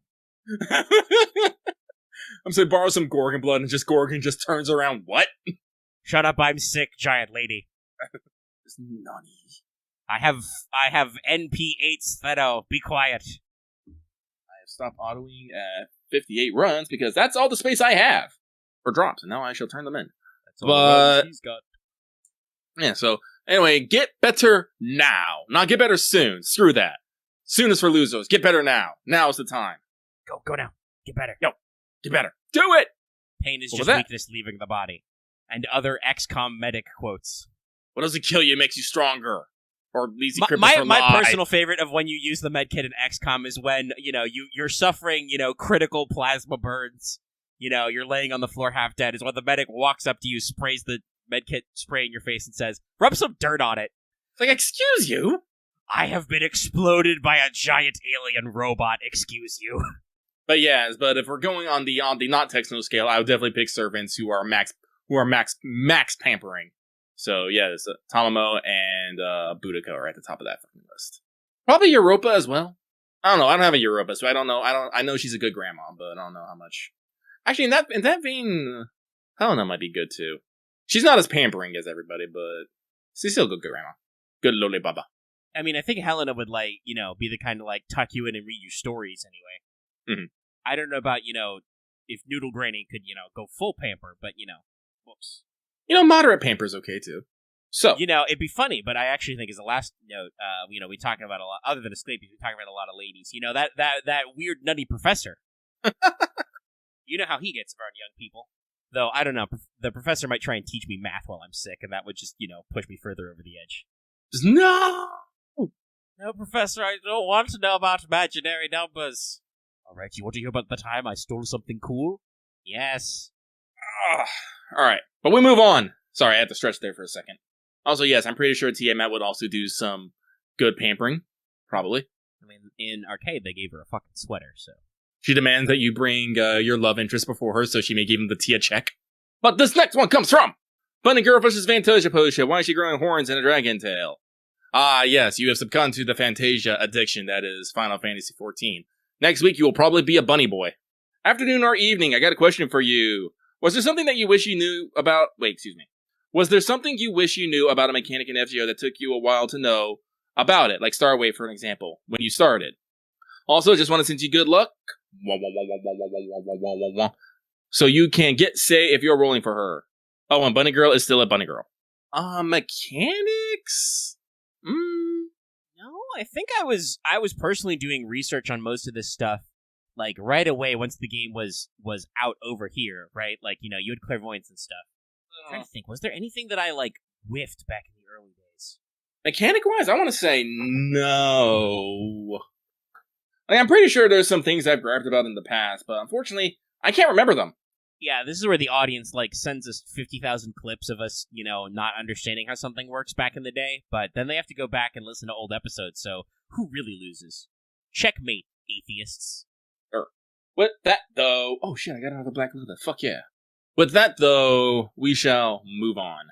This next one comes from the Abandoned Warehouse. They say, salutations, dear Lucky Omega. How was your tower climbing experience? I took it slowly, but managed to clear everything. I really like this type of events. Let's make use some weird combos. Records from the throne. Thanks to the tower, now all my servants in Malkaday are bond 5 or more. Salome and Gareth were especially painful, but I am proud of this achievement. Also, I only have 3 servants who aren't at max ascension. Question. That's good. Did this event help you one of your less used units shine more? In my case, I was surprised how useful Babbage and Marie were. Arrivederci.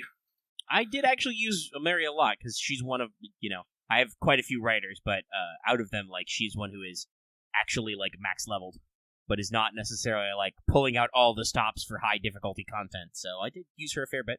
I mean, mostly this just, for a lot of the floors, I just got to break in my new bronzes, who I've only used a little bit for some of the stuff, because they haven't been super effective, right? Mm-hmm. So, yeah, using, Gareth a lot on Archer floors, using Jason a fuck ton, because he's also AoE. I was using Jason a fuck ton. Yeah. I took out Salome a few times. I'm not super impressed, unfortunately. Should probably use a couple upgrades to her kit, be more flashy. But yeah, that was mostly it. Not actually use the gong a lot, because that involves blowing up your own units. You do not want to necessarily blow up your own units. I was only using 3, so no, those guys were usually important. But also, I've talked about how I straight up built an alternate setup of my team day 1 with my 3-turn farming team day 1 with Chen that uses Chen Gong. So he's already gotten some practice. Any really weird combos with servants, Lucky? Not really. Like I said, my main strategy was the 3MLB. Was the 3MLB K-scope. So basically, as long as it was AoE and hit a little bit, it was okay. I will say I did use a lot of my low rarity servants here because I wanted to try and save my high rarity servants. So I did rotate out of a lot of people that I didn't normally use, but I already knew what they were capable of to begin with. And again, like I said, 3MLB K-scope. We just went burr. You didn't really do any combos there. It was just, burr. Push NP button. Buttons turbo. Yeah. We move on. This next one comes from the Master. You need 7 more grails for Sakura Achura. I don't know why I was going to try and add a 3rd syllable in that. Nope. Just 2. Just 2. Cha. Cha. But they say, is there any OST from the Fate series that you like to listen to, double space, on instrumentals, like on pianos, guitar, or anything? I do count 8-bit style and Nightcore style. I love listening all of them on guitar mainly. My favorite is Shikisai. It's just give it a different tone. You don't have to read this next part. Too bad you wrote it! P.S. I'm one of those people who like to listen to all of the past Let's Talk FGO from the beginning. I usually start when it gets winter in my area. I just listen to at work, help my day go faster when I'm outside, and it's just too cold for my hands to mess with my phone. It's just funny to see here when one of you don't have John Rule or Tom Mocaster at the beginning, and after so long, you finally get here on non-rate up days. Well, first of all, thank you for going back and adding to our view count for those videos. It is always good to know that they are constantly going up, and I'm glad that you actually get enjoyment out of listening to us being very, very bad at this. Yeah. Like, when Lucky didn't pause at all on that comma, but when there was that comma in your text about from the beginning, I was thinking to myself, I was going to say, I'm sorry. Like, our audio quality is bad, my editing is dog shit on some of those episodes. For instance, I've completely stopped using the click removal filter in Audacity, because people complained that was actually, like, clipping Lucky at points. Still no idea why that filter did that. I manually edit a lot of random noise out, and I pray that there's not a lot of clicking or scraping sounds. As to your OG question, honestly, while I do listen to bits and bobs from various Fate soundtracks, usually I listen to the original version. The only thing I've listened to lots of different remixes of is Emiya, because they have remixed that theme a lot in a lot of different versions, even internally. And also, I have occasionally listened to the FGO orchestral like soundtrack they put out, where they actually bust out the orchestra for everything. How about you? No, I'm in the same vein. I'm in the original. I'm not a person who likes covers and remixes most of the time. Like, sometimes there's a gimmick. Like, I've talked about the two cellos cover of Thunderstruck, because that's just like, you see that pop up on YouTube and you're like, okay, how are you gonna do this? Wow me, right? Yeah. I think that was the same reason why I listened to a traditional Japanese instrument, mostly shamisen cover of Michael Jackson's Smooth Criminal. I'm like, all right, I'm interested to see how you pull this off.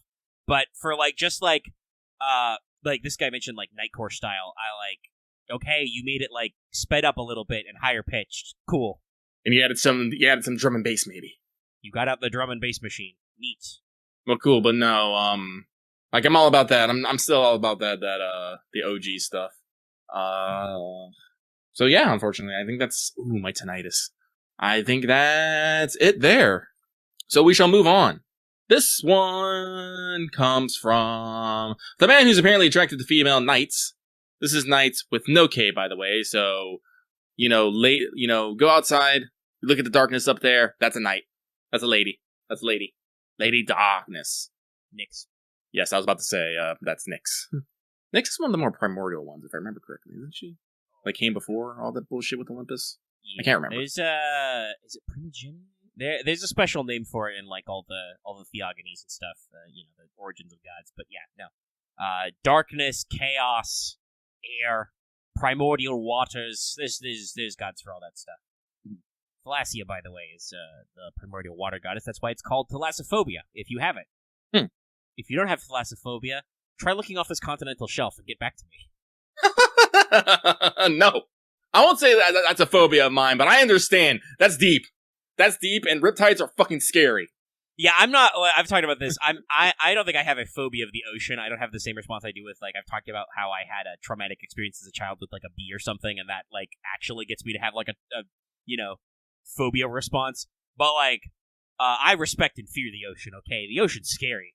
And if you can look off a continental drop and be like, huh, that's neat, like, either there's something wrong with you, or, you're a braver man than I. Because, like, that's just freaky. Earth is freaky, guys. Nature is freaky. But that has a K in it, architect. What's an architect does? So it is automatically discounted from our person's question, because there was no K in this. There's no K's. And they have a question after their alias. Actually, I'm just trying to think if there's any more female night or darkness deities. I'm pretty sure there are.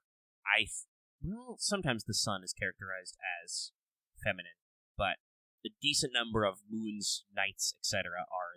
are feminine as well. If we're talking about moon deities, it's like, actually, it's mostly females. Japan's one of the few exceptions that's like, no, the moon is a guy and the sun's a girl. But they have a question. 2 questions, actually. First, how are you guys doing? You're doing aight. Hopefully good. And second, if you were in charge of giving any one character your ideal skin, known limits, -3D, who would you give it to, and what would it be? I mean, it'd be a Tamamo classical bride skin. A classic Japanese bride skin. What the fuck? Do you not know who I am? I'm trying to think. Guys, we've been doing this for... I'm going to check the mission clock and I'm going to be shocked. Oh, no, it's not that bad. That's an hour and a half. We've been doing this for about an hour and a half. I'm pretty sure I've said specific skins I wanted before, but there's some cool, like, alternate Medusas and, like, Extella. We'll just like to work through our fucking costume backlog. Yeah, there's a lot of costumes out there. I'm trying to think. What did I... Yeah, I've answered this question before. I don't remember it right now. We've talked about our costume wish lists before. Mm-hmm.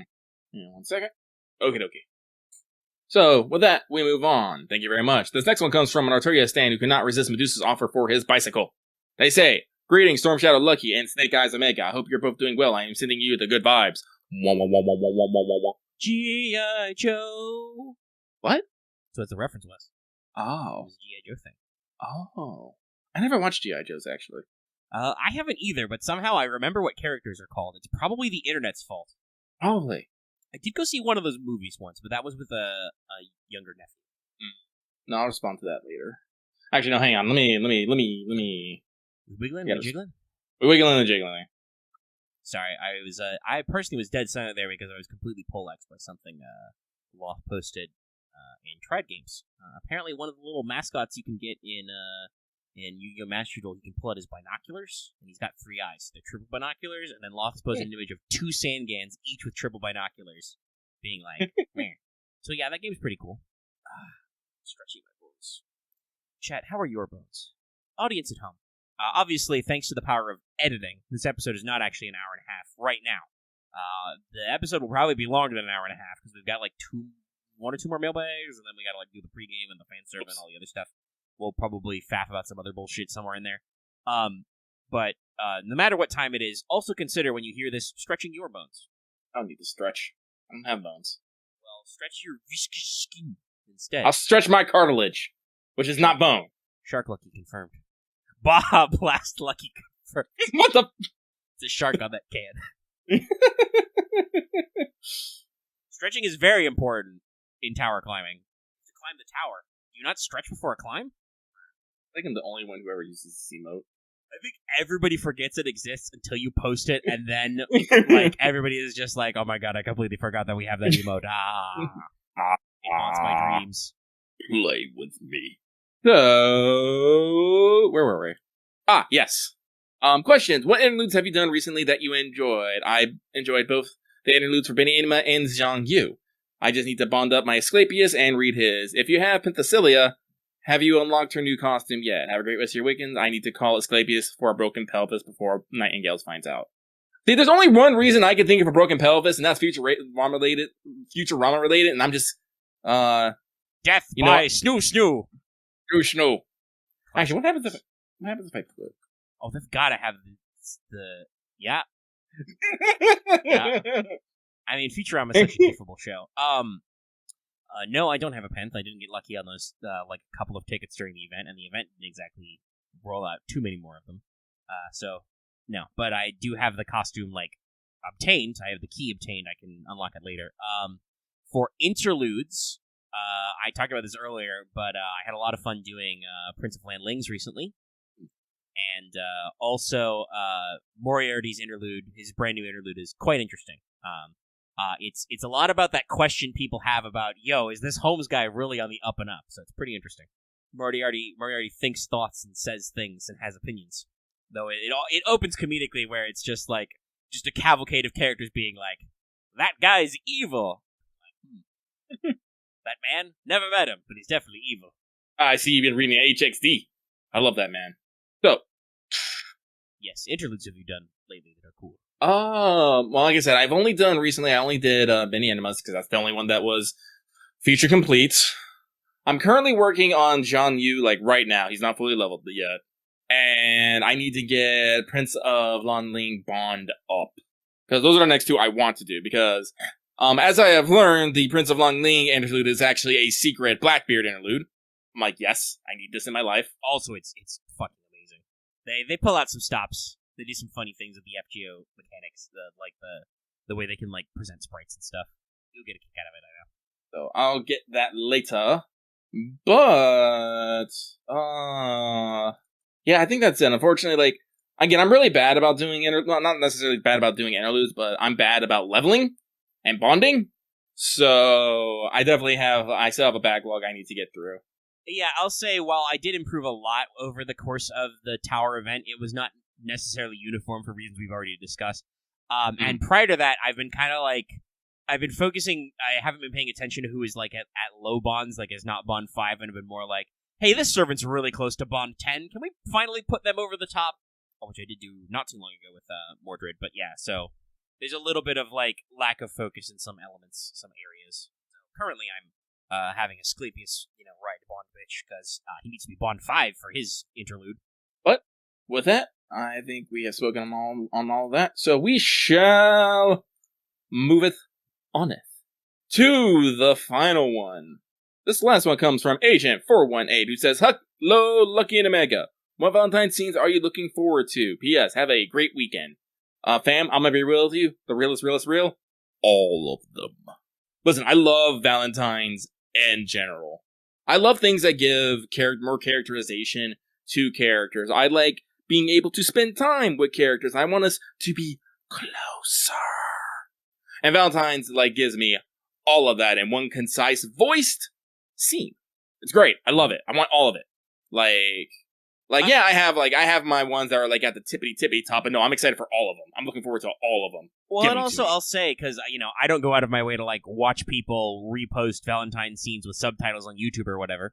No offense if that's your hustle, but I don't go out of my way to watch those videos. So, Valentine's is, literally with the surprise system, Valentine's is usually a surprise. So, you never really know what scene you're gonna, pop the most. So, I know, like I said, there are some CEs I want to get, and I want to kind of see where we go. But will those be the same ones as I thought were the coolest when the event is over? Probably not. With that, mailbag be done. All right. Why don't we take a quick intermission then, and then come back with a pregame so you can learn more about them Valentine scenes? I'm gonna go hydrate my cartilage. And we're back. Time for a pregame, guys. I'm out of AP. Plug my phone in and focus on my notes. It will not take us long, which is okay, but we'll see how far we go. So, Valentine's pregame. Technically, I should probably put some second thoughts on Amazon S in here. Lucky, do you have any particular scenes of Amazon S you want to shout out? Well, let's see here. Where did I leave off? I wasn't that far in. I don't think originally, but now that I've completed, I have to say I enjoyed it. It was very funny overall. I did enjoy the scene between Murasaki Shikabue and everybody. It is one of those things. I glance over to my shelf with, several rolls of physical paperback books. I'm yes, I do enjoy I do read books digitally, but I also do enjoy having, dead trees in my hand. Listen, so I appreciate. I live in Florida. There was a time period. Was it in the middle of the show? It was interrupted something where the power went out for 6 hours, and I had to fucking, I had to go back to Dead Tree because there was no juice for the electronic format. But remember that, people. Dead Tree Dead Tree do not last forever, but Dead Tree lasts in power outage. Yeah. I'm pretty sure the degradation on Dead Tree is better than semiconductors. Probably. Electronics are not that durable. They're very small and delicate. But yeah, I knew you'd like that one. That one's pretty funny. I even like when you get to be Miss CEO, are you sure about your system to directly beam the story into people's brains? Are we sure that's not too extreme? It's this is what we like to call the big Not that shocking with tech CEOs though. But let's see here. I'm trying to think through the scenes. I did like all the little after scenes too with everyone. I like how the Apocrypha crew got together. They chatted, hung out. Achilles is I want to help too, guys. Everyone's no, get the fuck out. I giggle when Semiramis tries to fucking, hanging gardens in the middle of the thing because she's embarrassed. I'm yes. Yes. I do find it interesting that this relationship that Semiramis and Amakusa have, where they're a divorced couple who still have feelings for each other, and they both are no, we're not gonna fucking admit it. Fuck you. I'm yes. I need this. This is good. Let's see here. Oh, there's something I do want to point out. It does seem like in this event, they're kind of trying to stretch their muscles with scene effects. Mm-hmm. For example, I think this is the first time we've actually seen the dream bubble appear. when Kentoki and Carmilla were thinking about the vehicles that Babbage and Edison Tesla made, the lightning effect behind red hair when he ate carrots. I think, well, because I don't know if that's saw it I in don't some remember. interludes. I think the dream bubble effects may have been in interludes before this event, but like Oh, those okay. are you can only access those limited, so it's like they're actually like expanding their repertoire. I don't know about the like lightning effects. They did some interesting things with backgrounds as well. The Artemis statue. I do love the fact that they actually did a side-by-side comparison and did the bing bong. It's like, so it seems like they're definitely been trying to flex their chops a little bit on things you can do. Yeah, this I mean, would all right, be, I believe this would have been after the Unity switch and like the engines got parity, so that's probably why like they've really had some time to flex their muscles on graphics. Like Atlantis straight up had basically like animated cutscenes, even if they were 2D in them, but now they're actually like adding effects and stuff, and it's not making my phone explode like too much dust does. Sandstorms. So, like, I definitely enjoyed that. Like I said, I enjoyed like all the characters showing up. Genkei and Hassan's. Cleopatra. Like talking about like Cleopatra, Murasaki, like all the little competitors. The Hector's explosion! Don't you mean the exploder? No! I'm kind of curious what you thought about the climax, because thinking back on myself, I'm thinking like those last couple, 4100s, kind of like, okay, that happened. So I thought, honestly, what's completely and utterly shocks me? I can't believe that Queen of Sheba did not show up anywhere in this. Luckily, I think she's going to be in Valentines. Yeah. Yeah, I think so. But it's just one of those things of like, for someone who's like so business and money oriented as she showed up nowhere in this corporate takeover story. Yeah, I guess maybe they wanted to avoid doing that joke again. But I mean, it's a good joke.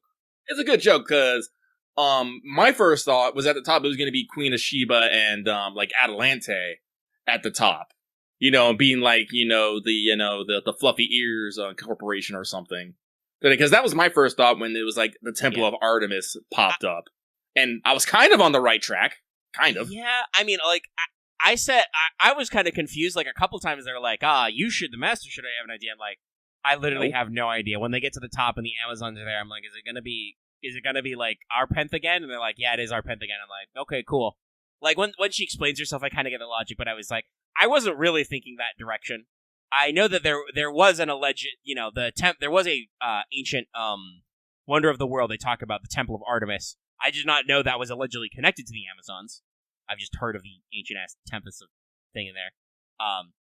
Yeah, well, berserkers are weird. The Achilles and Hector conversation on the roof is kind of interesting. I do kind of like that they portray Achilles as sticking to his guns, where he's like, yeah, I didn't really mean to upset her, but I did it, so whatever. I'm a dumbass, so yeah, I'm not gonna like say I regret it. The fact that the two of them together combine their powers to be like, I can sense Achilles hiding in this golem. They start sniffing around. I liked how the camera actually pans around super quick, like you're just like, oh yeah.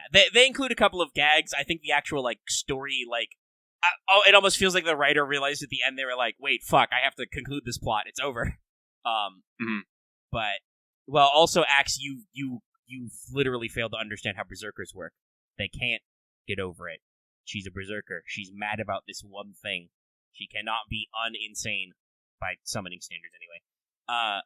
Axe, I would like you to stop having whatever problems you are having right the fuck right now. And then Axe would be like, I don't think I could do that. And then be like, case in point. That's the point. You need therapy. Years of space therapy. Yeah, Axe said sure just to fuck us over, but we know the truth. We know the truth. We're gonna talk about Star Wars. He's gonna say something that upsets everyone, then he's gonna go on a 15-minute talk about why he does that and how he's very, very sorry. Well, it's only 15 minutes because there's only a 200 character limit on YouTube. But so like, but yeah, it followed, but it was okay. It was okay. It was weird. Like, for me, it wasn't the conclusion. It was the journey along the way. Yeah. Like, again, I like seeing all the little side bits and character dialogue. Like every time we're like, meanwhile, at the Legion of Doom. I mean, Sujet Pyramid, Himeji Castle. Yeah. every cutaway scene is really great. It was really great. Like I said, the red hair one was great. Apparently, I guess the Chaldean horses just have a club. I mean, there's a lot of them. I was thinking about it. It's like, God, there are a lot of horses here. And some of them are intelligent, too. Apparently, a lot of them can speak. Like, I know, like, it's been confirmed that Dun Stallion and Lambaray can speak. Raiko's horse and Sanzo horse can. They can talk to each other, I should say. I don't know if Bucephalon and Bucephalus is a heroic spirit technically, so probably. I'm trying to remember which one is Georgios' horse again? Bayard, yeah. Bayard is a literal magical horse, so probably. Yeah, probably. But I was just thinking about that. And I was just like, huh. Yeah, no, it's one of those things to just think about. Yeah, no, there's just a lot of horses at Chaldea. I think we have a small stable. Magic mounts are a pretty common storytelling trope. They're a pretty common element. They are. If you think about it, it makes sense. If you are a horseback rider, you're usually pretty closely associated with those animals, right? Oh yeah. And you even see this in video games. You know, how attached are you to your fucking horse in Ghost of Tsushima? You're really attached because you go with that horse everywhere, and it's a magical horse. It teleports behind you. Oh. I mean, Omega, how dead were you on the floor when you got to the last act? Oh yeah, no, I mean they did the player punch perfectly. It was great, but that's what I mean, right? Like, you spend so much time with that horse, you get attached. It's the same in real life, so I'm sure that's why there's this folkloric significance of the horse and the rider spend a lot of time together. They rely on each other, so you get kind of this mythic significance. One could even argue that that's probably where the tropes of centaurs come from. It's like the Greeks just misinterpreted horse riding cultures who were probably kind of assholes to them from the steppes as being like, man, these guys move like they're literally one with their horse. What if they are? Greek existential crisis. This also probably means that there was some tribes around the Black Sea that either grew their hair out long like ladies or did actually have different gender equity than the Greeks did, and there may have been something resembling Amazons. It's mostly where the Greek legends come from, is they knew people who were beyond hills and oceans that would bully them occasionally. But I think we got most of our thoughts out about Tower. I'm just trying to think of all the different scenes. No, I can't. Let's see here, because there was. Oh yeah, Queen Maeve grabbing all the girls and being like, "We're doing a fucking spa day." I thought that was hilarious. Because as much as a brat Maeve is, it's like Maeve is also a queen. Yeah, and a queen takes care of her subjects. She knows what's up. I was like, no, we're ladies and we're beautiful, and goddamn it, we're gonna show it. Also, I do actually believe that while Queen Maeve was kind of a problem lady for dudes she was around, I don't know if she had any real beefs with any other female characters in the legends. Well, actually, now that I think about it, even in FGO, Maeve never really seems to give a shit about other girls just hanging out. No, she's she seems pretty tight with Skahak and Skahak's Scotty. And I think they've talked about it. Skahak, I believe, is said that regular Skahak thinks of Maeve as basically an overgrown child, she has no impulse control. But several other people have that opinion. But Skahak also doesn't care. Yeah, Skahak doesn't care, so they hang out, they do stuff. I don't think Maeve is very bi. She's very. I feel like it's very clear that they're making some. Well, I don't know. She might just find it the gap moe of Skahak Scotty interesting, but there's a little bit of girl crush in there, but otherwise she mostly just ignores ladies. She's one of those braves. I mean, if you're a female master, there's the Valentine scenes the other way, because it's kind of open-ended, but it's all the same thing. That's also a perfect segue. A segui. How many ways can I mispronounce segue? Well, currently no more, because I'm going to stop. Because let's do Valentine's pregame. I don't know if I could have clapped more basely there and made that carry, but I won't. I'll spare your ears. Valentine's 2022. It has the subtitle we talked about before. You know it has the Valentine's event. It happens every year. Excited. So, it is the reason why this pregame is short is because while the technical body is different, different CEs, different branding, new story, it's basically the same shit as last year. The same rigmarole. It's a time-gated event with a point ladder. You will obtain up to 3 million sparkle points. That glitter is getting everywhere. You will not be able to get 3 million glitters out. I'm sorry. But you're going to get that to get all your special chocos and go about your business. It's not a meme term, Max. It's slang. Those are separate. I'm not going to...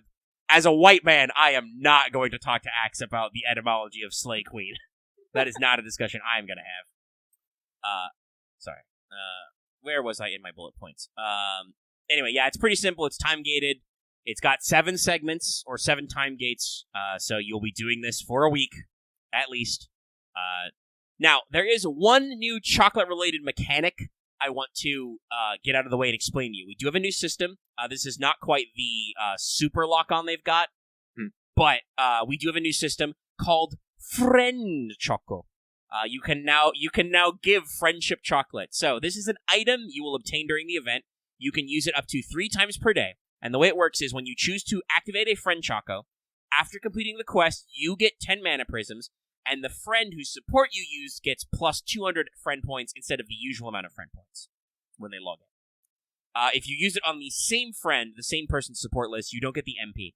But basically, you can use these up to 3 times per day. The max counter resets every day. Now, this is still a resource you have to spend, by the way, so, keep that in mind, but you should probably make sure you spend your amount a day, because it's day-locked. But you can get, yourself 30 extra MP, which may actually matter, and you can spread the love to your friends with Friend Choco. Mm-hmm. So, just a fun little thing to get you some extra stuff. So, the time gates last a week, like I said before. The main story quest consists of 8 quests. Part 1 and 2 will be available on the first day, and then you get the whole thing.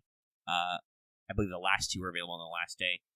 Doing all this will net you a whopping 6 Saint Quartz, 2 whole rolls, also a CE, a 3-star CE, a Grail, and a new Valentines. Yay. I don't remember off the top of my head if it's Say's Valentine or if it's a new MASH one. I think it's a new one for MASH. I think it's going to be like Say's is going to be like Murasaki. You can't get her Valentine until after the event is cleared, but it's obtained the normal way. So, the enemies in the story and the main story quests are pretty baby. They don't even clear 100k HP per bar. The last couple of days do have a few break bars, which they also have some buffs and stuff. The final boss is a archer, I believe, and it has like 3 HP bars, but like I said, they are all sub 100k. So you should not have too much trouble if you put your like CQ hat on. It's not meant to be hard. It's just, daily quests.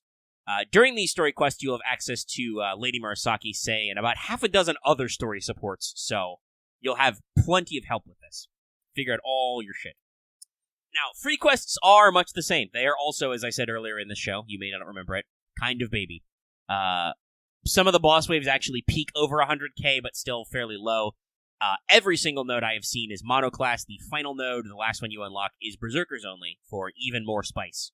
So you can use basically literally anyone. So that's pretty cool. Your only bonus servant is Sei Shanagon. She gets plus 100% damage and plus 50% bond. There is an event CE. This gives you plus 30%, plus 60% MLB on Sparkle points. All Valentine's gift CEs give you plus 10% points, which is good because it is a 3 million point ladder. And you're looking at, I think the highest you get is like 2.5k point drops on the last node. Though obviously you can round that up a lot. So you'll be getting a lot of extra juice, doubling and tripling that. And you can get multiple point drops of that value per farming run, obviously, because it's drop related. But you know what I mean. It's got some stuff in there, so you want to take those extras. Now in this ladder, you will find your chocos, both the lock-on and the surprise variety. And if this is your first Valentine, to explain that mechanic, basically, you will have a store menu where you have your list of your supplies. You can spend a lock-on choco, to pick any servant you own and see their Valentine scene and get their respective CE. Or you can hit surprise and you'll get a random one out of your currently available ones. I don't know, like I said, people have said you can get redundancies, you can get multiple CEs. I don't know if you have to play like multiple versions of the scenes this year. I think it's not, because they're, the voice is already in, and the new ones will obviously be voiced like the old ones were. But the basic idea is, you only get a few lock-ons to pick your very specific scenes you want, and then most of it is surprise, and you can exchange it for QP at the end. So, don't be afraid to go that extra mile on getting those chocos. The ladder also contains even more QP on its own, mana prisms, apples, up to 5 summon tickets, all your command codes will be in your point ladder, 2 lures, and materials such as gunpowder, fangs, medals, rings, and lamps, and also some gold foes. So if you out there for them rings or them gunpowders. He's got you covered. There is a shop for currency. The shop will contain EXPs as usual, regular foes, and also some gold ones. Assassin, Archer, and Berserker statues. Your regular command code stuff. Unlockers, removers, all that stuff. And will contain mats like stakes, chains, magatamas, stingers, soaps, dragon scales, bells, cores, and the brand new mat, the Comet Shard. Though I do believe there are only 10 in the store, but there's Comet Shards in here. You may need these later. Always good to see new events have the new mats. There's also 4 copies of the CE, so pray the RNG gods are good. That said, 4 copies is 120%? Yeah, 12. So it may all work out. I don't know if there's a percentage cap on point gain. But yes, you'll get plenty of your CEs and everything in there, and it's very simple. You basically, because it's time gated, you farm whatever quest is the best for you to farm, costs you the most AP of the day you get it, and you do that until you run out of chocolate points. Thumbs up. Now, as usual I really fucked up that line read. As is usual for Valentines. I'm also noticing Google's not really giving me any shit. I have spelled Valentines both possessive and not possessive, and sometimes plural possessive, all different ways in this, and Google is not giving me any shit for it, so thank God only I and Lucky have to see this. Maybe technically they're all correct. Yeah, the holiday's very weird, grammatically speaking. But there's gonna be 2 banners, okay? 2 banners. Ooh. Sei Shonagon is on both sides all the time. Sometimes she is accompanied by when it's her solo raid-up day as an SSR, she is accompanied by an SR raid-up with Mary and Queen of Sheba, so that can be quite interesting as well, because Sheba is story-locked. And additionally, the rest of the time, each day features a different female SSR on raid-up and rotates through every permanent and story-locked female character in the game. I did not see any limiteds on this year's rotation. So it's just the story-locked and permanent ones, and Sei Shonagon herself, obviously. But also, while they are not always on raid-up, the Valentine's banner is special. You can roll any of those permanent or story-locked females in the pool. They are just not on raid-up. I do believe this also does extend to 4 stars and below, but I am not sure. You can always check yourself by hitting the summon info or the banner info button on the summon page. So you can actually see who's in there and stuff. So Valentine's is always a very interesting time for rolling. Also available all the time are event CEs from our currency drops. This includes that 1 comma C. Yeah! You know the one. I do, and I'm excited. And like I said, that really is it. There's not much else to this system. It's pretty straightforward. We are here for it. We're ready to go. I'm excited. Get choco, spend choco, eat choco, sleep, drink choco. Some of the chocolates you will receive will be drinkable. But yeah, that's it. I know it's short, but Valentine's has a system down now, and they will keep going back to this well for the foreseeable future. And that is the pregame. So that means that the only thing left for us to do, unless we're gonna make up some more shit to faff about, is do Fanservant Friday. Because it is a Friday, technically, as I record this, and it is the last show of the month. Our next show will be on the 4th of February. So it is time to pull up FSF. To remind everybody, writer Lindwurm won by quite a bit, though when I reminded people that this poll exists, I did get shook up a little bit. And if you don't know what the Fanservant Friday poll is, basically, there's a reason why there's a meme about me called World Builds Loudly in our Discord, because I do that, and I have a lot of ideas, mostly related to the homebrew I stitched together for Fate RPG, the actual play of which you can find in playlist form somewhere on our main channel page. I think I've got it as one of our featured playlists. So if you want to see that system in action, check it out. But, sorry, scrolling. We do this every month. I almost said week, but I was like, wait, that's wrong. Words? Every month, we do Fanservant Friday, and basically I will read you a little profile for a historical or fictional character I think would make a cool servant. I'll explain their legend a little bit and stuff like that. And if you want to vote on these polls, back our Patreon at the 5 and up level, and you will get access to the poll. The poll usually runs for approximately 2 weeks, depending on when I remember to start it and what the, month looks like. And, that's how we get in there and decide these things. So, Lindwurm, or Prince Lindwurm, is a legend that is, I believe, mostly various Norwegian in origin. Also sometimes called King Lindwurm.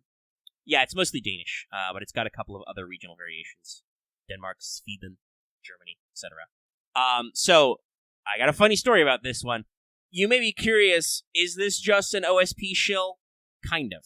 I would definitely say I got this inspiration because Red did do a video on the Prince Lindwurm tale, and you should go check that out if you want a good summary of that legend. But there is a twist, which is kind of commented in that video, that I took and ran with because fate stuff. But the short version of this folk story is there's this really nice king and queen, and they're super cool, and everything's great, but they can't have kids for whatever reason. So the queen, wanders the township, goes about her business, and speaks to an old wise lady, sometimes explicitly a witch, but standard typographical woman of wisdom, who will help her with this problem. And she presents her with 2 items. Depending on the legend, these are different. The version that OSP tells is they're 2 differently colored roses that you're supposed to grow. Sometimes they're onions. I don't know. There's cultural variations on this. But basically, she gets a red object and a white object, and the witch tells her, let me see if it's in my notes. But the idea is that one of them is, I got it in my notes. The red is supposed to be for a boy, the white is supposed to be for a girl. And the witch tells the queen, whatever you do, don't eat both. Don't do it. Hopefully you guys have read enough fairy stories to know where this is going. He does. Basically what happens is the queen agonizes forever about which one she's going to eat. Like, obviously, like, having a girl would be really nice, go through all those steps, but then she's going to have to marry and go off on her own. But if we have a boy, that'll be really cool. That'll, secure a future for our kingdom, but he might get involved in a war and die, so she agonizes for a long time. And eventually, this is the important one, she eats the white one. And then, usually the interpretation is that she finds it, like, so magically delicious, she decides to eat the second one immediately. Other times, in other versions, she just immediately regrets her choice. She gets choice paralysis and just does both. So, basically what happens is the queen does the fuck up, she eats both. Now, here's the fun one. Like I said, she eats the girl one first. Now, what normally happens is, the queen gets pregnant, it's great, everything's fine, and then when she gives birth, some weird stuff happens. She gets one beautiful, super cool baby boy, and also a Lindwurm, a lizard, a snick, a something. Scuttles out, and is definitely not a problem. A horrible monstrosity is born, but it scuttles into the woods, and it's clear this is not a problem. Well, guess what? It is a problem. Because when the young prince grows up, he wants to go looking for a bride and tries to leave the nation, and then, no, big sibling is here. Lindwurm pops up and is like, whoa, I am the older sibling. I get married first. And then basically the way this works is, everybody in the kingdom says this is completely normal and proper. This is the eldest twin. Clearly they deserve to get married first. That's how this goes.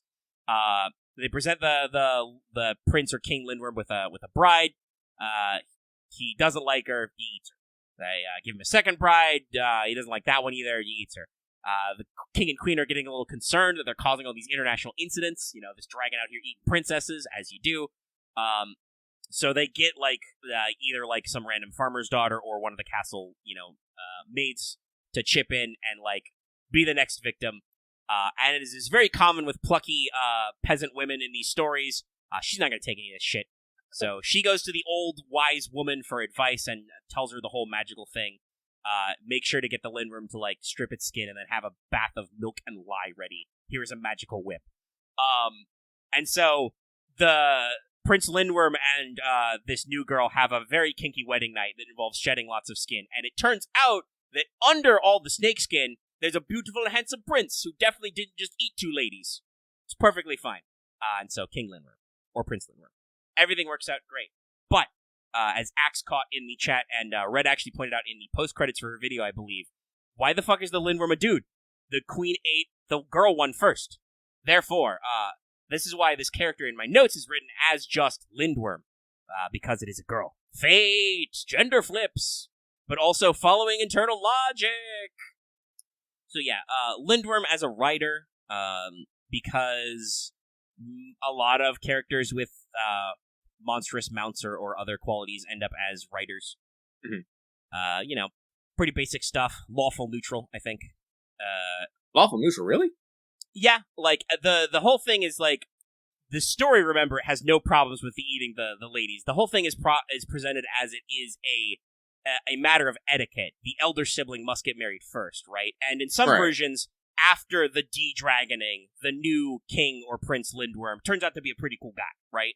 Because, of course, this is a medieval fairy tale. We absolutely forgive the just eating 2 foreign princesses. It's fine. They must have been really shitty princesses. Yeah, I don't know what this says about prospective foreign relations in fantastical Denmark, but nobody gave a shit. So yeah, I went with lawful neutral. The idea is like they're not really good, not really evil. It's all just a matter of like the principle of the thing. So definitely wanted to go lawful, but neutral because good person, bad person, who knows? Daily person. Strength A, End C, Agility B, Magic B, Luck B, NP EX because can turn into dragon. Very very unusual. And actually, I'm kind of glad that they introduced this for a couple of servants. There is a new passive in FGO called Dragonkind, which just gives you like damage cut and passive buster buff. And this would absolutely go on Lindwurm because literally a dragon. Regular class skills are Magic Resistance B because dragon, and then writing only D+. Lindwurm here is not really a writer because of the normal reasons. No, I do have some fun like obfuscation for this. So for personal skills, actual true stuff, monster strength B, strength of a demonic beast. She's a weird dragon kind thing, would be able to do some strength ups. Now our first interesting one is twin essence, which I ranked at C+. So Lindwurm is a twin. She has a twin brother. The younger sibling is described as a beautiful destined child, but the elder sibling is born as a horrifying Lindwurm. But was human underneath. So the twin essence is kind of a limited shapeshifting. Lindwurm can appear in a beautiful human form, either male or female, considering her true dragon kind nature, and could even possibly create, clone bodies, duplicate bodies, because powerful twinning. And also, like, the Dragonkind passive, this goes back to something that Fate references a lot with, like, the Dragon Core. Well, of course this kid would have a Dragon Core. That's probably what the parents were aiming for, right? They wanted a kid born with the Dragon Factor, just like Artoria and just like whatever the Chinese emperor was that took over after Qin Shi Huang. Like, the Dragon Factor is really important, so clearly the Rose thing was just a magical ritual to get the Dragon Factor, and then we fucked it up. Oops. And then the other unique skill, White Rose Dragon A+.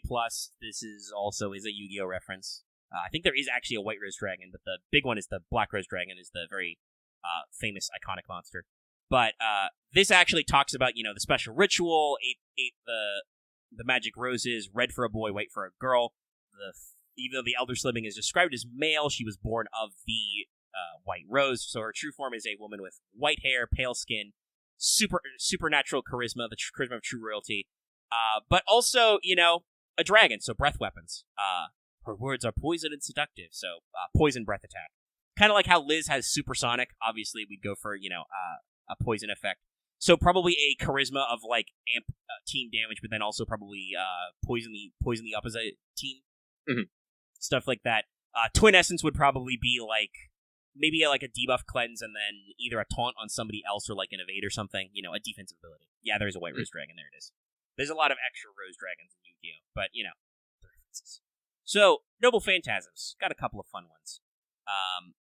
By the way, speaking of, that Kinky Knight, Lindworm's weapon primarily would be a whip, because that's in the legend. Can it be a rose whip? Sure, it can be a rose whip. Yeah. Definitely higher ascensions. We can get some rose whips in there.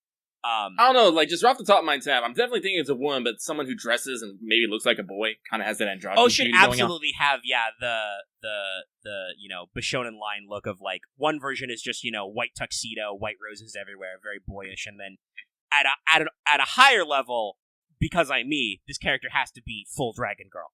Oh, yeah. You gotta go, you always go full dragon girl. Yes. But that's what Ascensions are for, Mm-hmm. So, those flavors. 2 Noble Phantasms, because this is one of those, servants where we have a fake out. So, of course, you have to have, like, a backup Noble Phantasm so you don't figure out who they are right away. Basically, in my mind, normally when summoned, Lindwurm. Yeah, they would give both a chocolate and a return gift. That would be perfect. In my mind, Lindwurm would appear pretending to be her younger brother, and then you find out later, oh, wait, shit, you're the older twin. You're a fucking dragon. And you're like, possibly yes. with, oh my god. Or alternatively, we do the whole shoujo scene of, like, the confession, and then I'm like, that's the best part. Insert Joker meme here. So, Noble Phantasm number 1 is Fantasy Wedding, White Carriage, and 6 White Horses. A C-rank, anti-personnel Noble Phantasm. Axe keeps trying to cut me off here on the Noble Phantasm chat. I'll tell you what the Noble Phantasms are. So, Fantasy Wedding is the first one, White Carriage and 6 Horses. This is explicitly a fake Noble Phantasm. Basically, actually, no, I've got two. That's right, I got 2 notes in here. So, could pretend to be the twin, or could also pretend to be her own bride, the nameless shepherd's daughter who wins the heart of Prince Lindwurm following the advice of a wise woman. In the original story, it is noted that the girl is brought by a white carriage pulled by 6 white horses. There's a lot of whiteness in this story. Take of that what you will. And the girl clad herself in 10 white shifts. Because I talked about this, at the bridal bed, Lindwurm is like, yo, girl, you gonna get naked? And it's like, I'll take off a layer if you take off a layer. And the prince is like, okay, I'll shed my skin. I'm kind of a sneaky boy. Shed. So, you've got a couple of false fake outs here.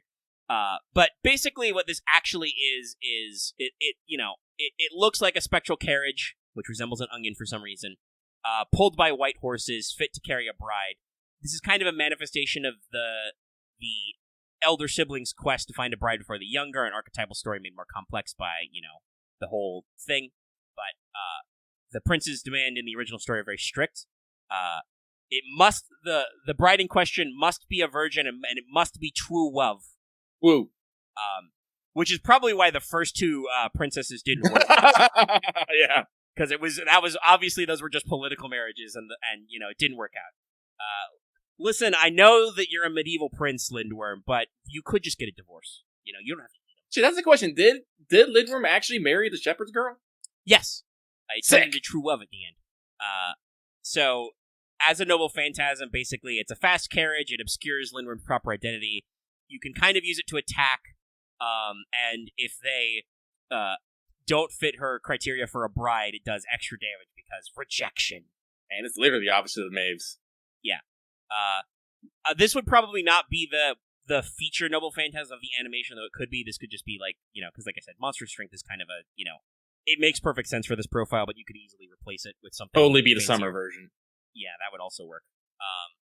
So the big one is, like I said, sometimes this fairy tale is called King Lindwurm. So the final Noble Phantasm is King Lindwurm, Queen of the White Worm, because if you guys don't know, Queen of the White Worm or Lair of the White Worm is one of several stories. I believe Lair of the White Worm was a Bram Stoker story about Lindworms, actually.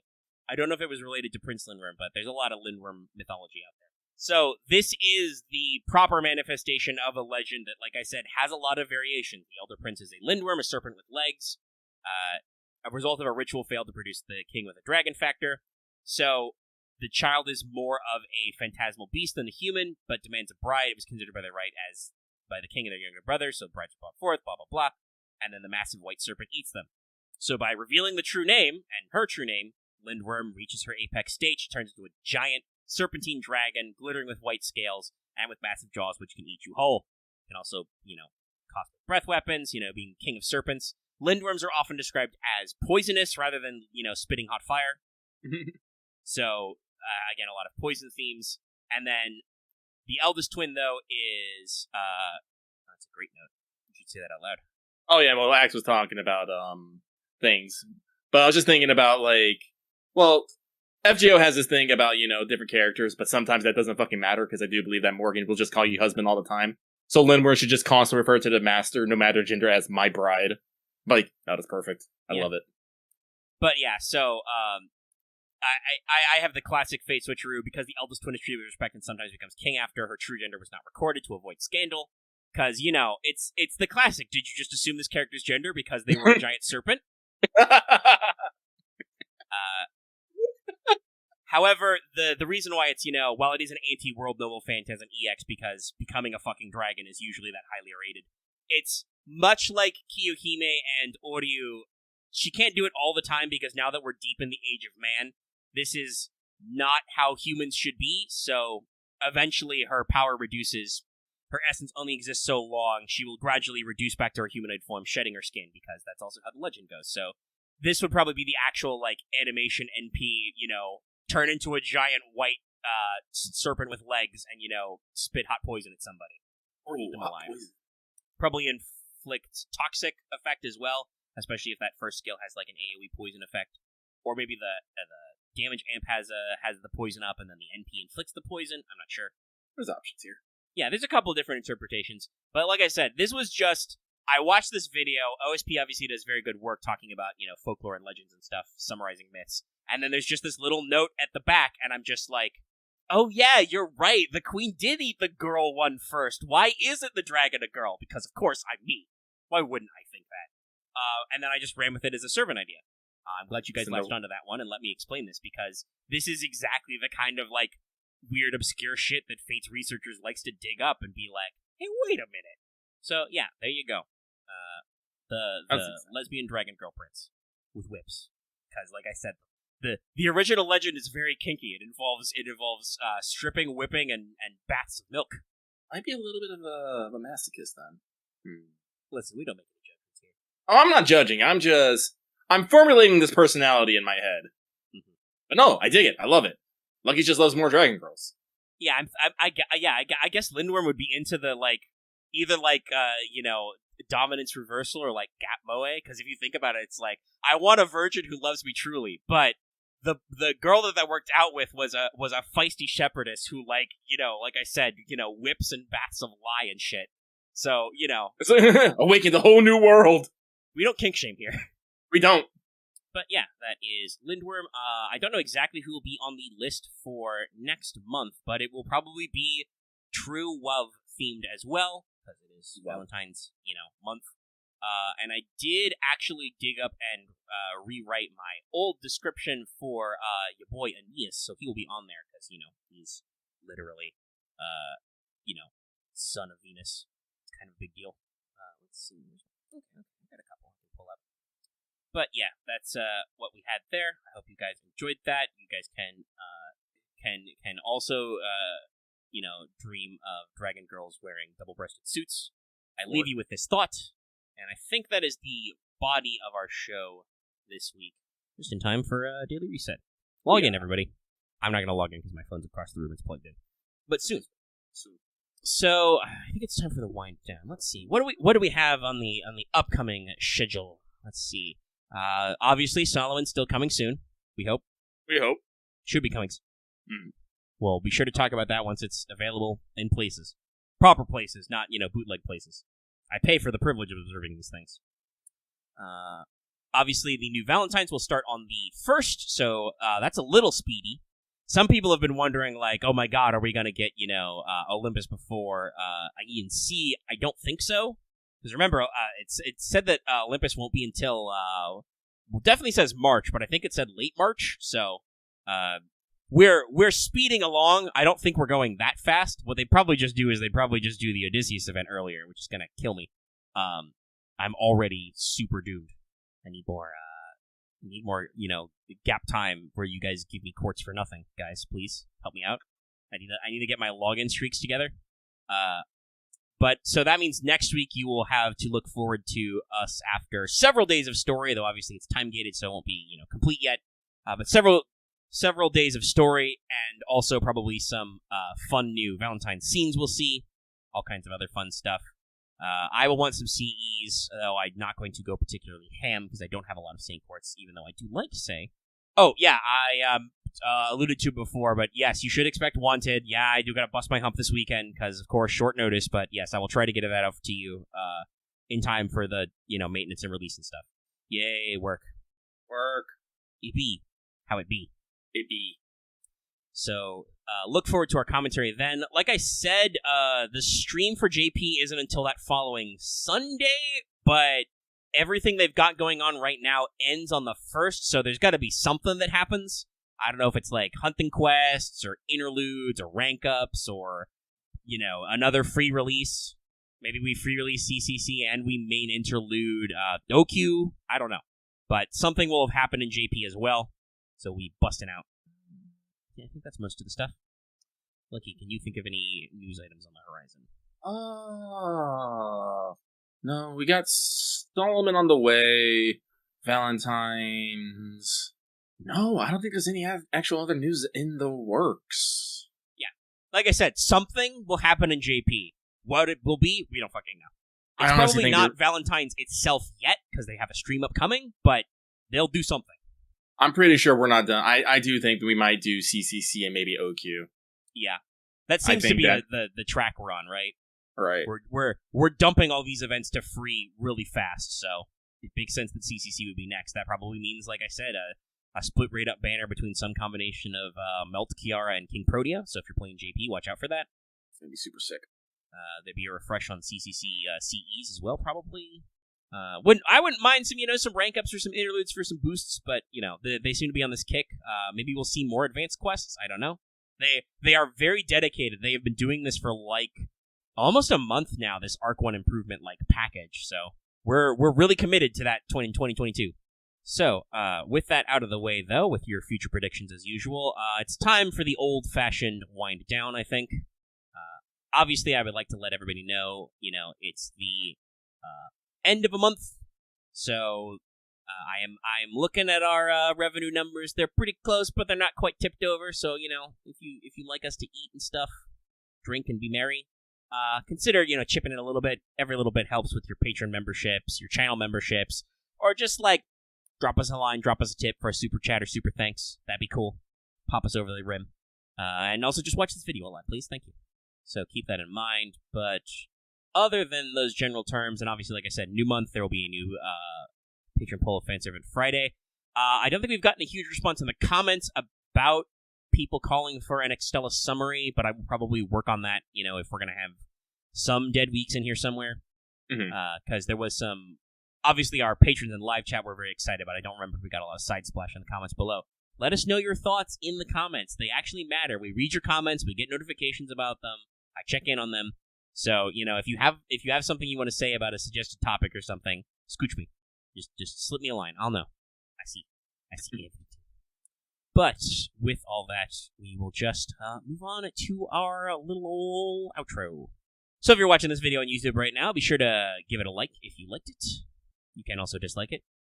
YouTube doesn't show dislikes publicly, and they don't seem ashamed of that. So, feel free to dislike it if you feel you didn't like it. You can leave us a comment in the comment section down below. It's right there. It's a little box. It's fine. We won't bite. I almost never delete comments unless you're really, really rude to us. So, yeah, check it out. You can also join our Discord. We mentioned that a couple of times. The roll thread has managed to live. Every time it archives and gets ready to delete itself, somebody is just like, nope. Give it a little bump, keep it alive. So that's rolling if you want to share your rolls for Valentines, whoever you're running for. Whether you're gunning for Say or maybe one of those other raid-ups. You mentioned Maeve a couple of times. She will have a raid-up. She's a story lock. It's a little hard to get her otherwise. That's how I got mine. Not on a raid-up day, but I got her on Valentine's. So, you can share all your favorite Valentine scenes and stuff there as well. I'm sure our Discord will be alive and crawling with people during these upcoming couple of weeks. So consider joining us. Link in the channel description and on our channel page. If you are new here and haven't already, please subscribe to our channel. Our subs are all over the place, but I think that's because YouTube is telling me that it has errors from several weeks ago to now, so the sub count is being weird because YouTube is weird, but please sub. We like subs, and you like to sub to us because that puts our videos right in your subscription feed. You don't have to go checking your recommendeds because maybe you watched a cat video and YouTube is like, yo, you dog, you want to watch cat videos? What was that? You watched 5 minutes of a clip about Zelda? Do you want to watch 50 videos about Zelda ambience? Well, to be fair, I watch way more than 5 minutes. No, you watch a lot, but it didn't take much for YouTube to start filtering that recommendation down. So you can get weird with your recommendations and they can change fast. So make sure to sub so you always get our stuff. You can also ring that bell for notifications so you always know we post a new video or when we stream because like you said earlier, we're streaming several times. We stream our show What's Up? That should be live streamed to public later today after this video has gone public to everybody on YouTube. This Let's Talk, so be sure to tune into that if you want more of us, more faff, more time. It's great. Thumbs up. Also, we stream every Monday. We'll talk more about Plague's Tale on What's Up, but Lucky is roughly halfway through Plague's Tale, streamed that for quite a bit, and had a great time, very interesting. Got a lot to talk about it, I think, on What's Up as well, and other stuff. So we'll be hopefully rounding that off, and then we'll be back to me in the driver's seat for Uncharted 4, which reminds me I need to order that because I believe it is actually out now. So that'll be cool. We stream on Mondays. I am also streaming currently on usually Tuesdays and Thursdays to get through some Master Duel stuff while that's hip and hot. And if you sub and you hit the bell for notifications, you know when those streams happen, because sometimes things can get weird. Weird things happen. And, of course, you can consider joining our channel memberships for membership badges and emotes. Gives us a little bit of support and helps us out, and you get fun stuff as well. And the more you support, the more emotes we get. I have to double-check. I don't think we've gotten enough new members to get more emote slots, but if we do, we can fill those up. We got some stuff. Yeah, no. Hey, one of these days... Go ahead. Yeah. One of these days, like I say, I'll get working on that. Yeah. And like we already kind of figured out what our idea for the revamping the membership badges is. That's just an asset we have to make. And that requires us to have, time and effort to do stuff. And you want to help us have time and effort, considering dropping us some money. Because we have to balance different things in our lives. So, speaking of that, and I said this earlier, consider supporting us on Patreon as well. You can get access to our episodes early in audio format for as little as $1 a month or $10 a year-ish. It's a little over, but, it's a percentage discount. At higher levels, you can vote in polls like Fanservant Friday. You can get access to certain videos early. You can listen to us record Let's Talk FGO live. You can get on-air shoutouts. You can make me auctioneer voice even more. And I'm not sure why I've never billed it as that way before, but I'm sure that's what will make people actually interested, is to make me have to read more names fast. Because you guys are animals. And I do go fast, even though I have never smoked grass. But check us out on Patreon. You get extra stuff. It supports us. I would like to remind everybody, as much as I want your money, I am not a scumbag, so probably wait until it rolls around to the new month, because we do this immediate billing feature, and then it bills you again at the top of the month, so maybe you want to wait until it's actually February 1 before you join in, otherwise you'll get double billed. I know that can be a little annoying and frustrating for people, so watch out for it. It's a safer system for us, because we have absolutely had people join our Patreon at high levels and then cancel before they actually have to pay us money, so try not to do that. This is an interesting sticker. Which one? The one Robin has just posted, which is just wear stickers. This is the most MS Paint bullshit. Robin has a few of those. Lucky, you should just make a sticker that's Comic Sans and is bright neon orange and some sickly blue and just says "Here sticker." Just to fuck with them. That's our Discord. You should join there. Why do you have so many who's doing these fucking low-res stickers? Oh my god. If it was that easy, we should make some of these stickers. Jesus Christ. But you can support us a lot of ways. We really appreciate it. That is certainly a sticker. These are the kind of stickers I have. Yeah, Lucky Flexing. You want to see Lucky Flex? It's in Patreon chats. You should support us on Patreon. You can see this image. Any level. You get to our Discord Patreon chat. Discord integration. It's cool. Thumbs up. But yeah, I think that is everything I have to say for today. At least today when we're recording this. Today when this goes live, I'll have even more to say because we'll be doing another new show. But I like to sleep sometime, and goodness knows how long sometimes this stuff takes to process and edit all the audio and whatnot. So I think it's probably time to wind on down and get on out of here. All right, Lucky, Patron Chat, everybody say goodbye to the peoples out there. Goodbyes. Have a good evening. Have good evenings, good days, good mornings, if you're one of those morning people. And we'll see you next week for more Let's Talk FGO. Bye-bye now. Bye!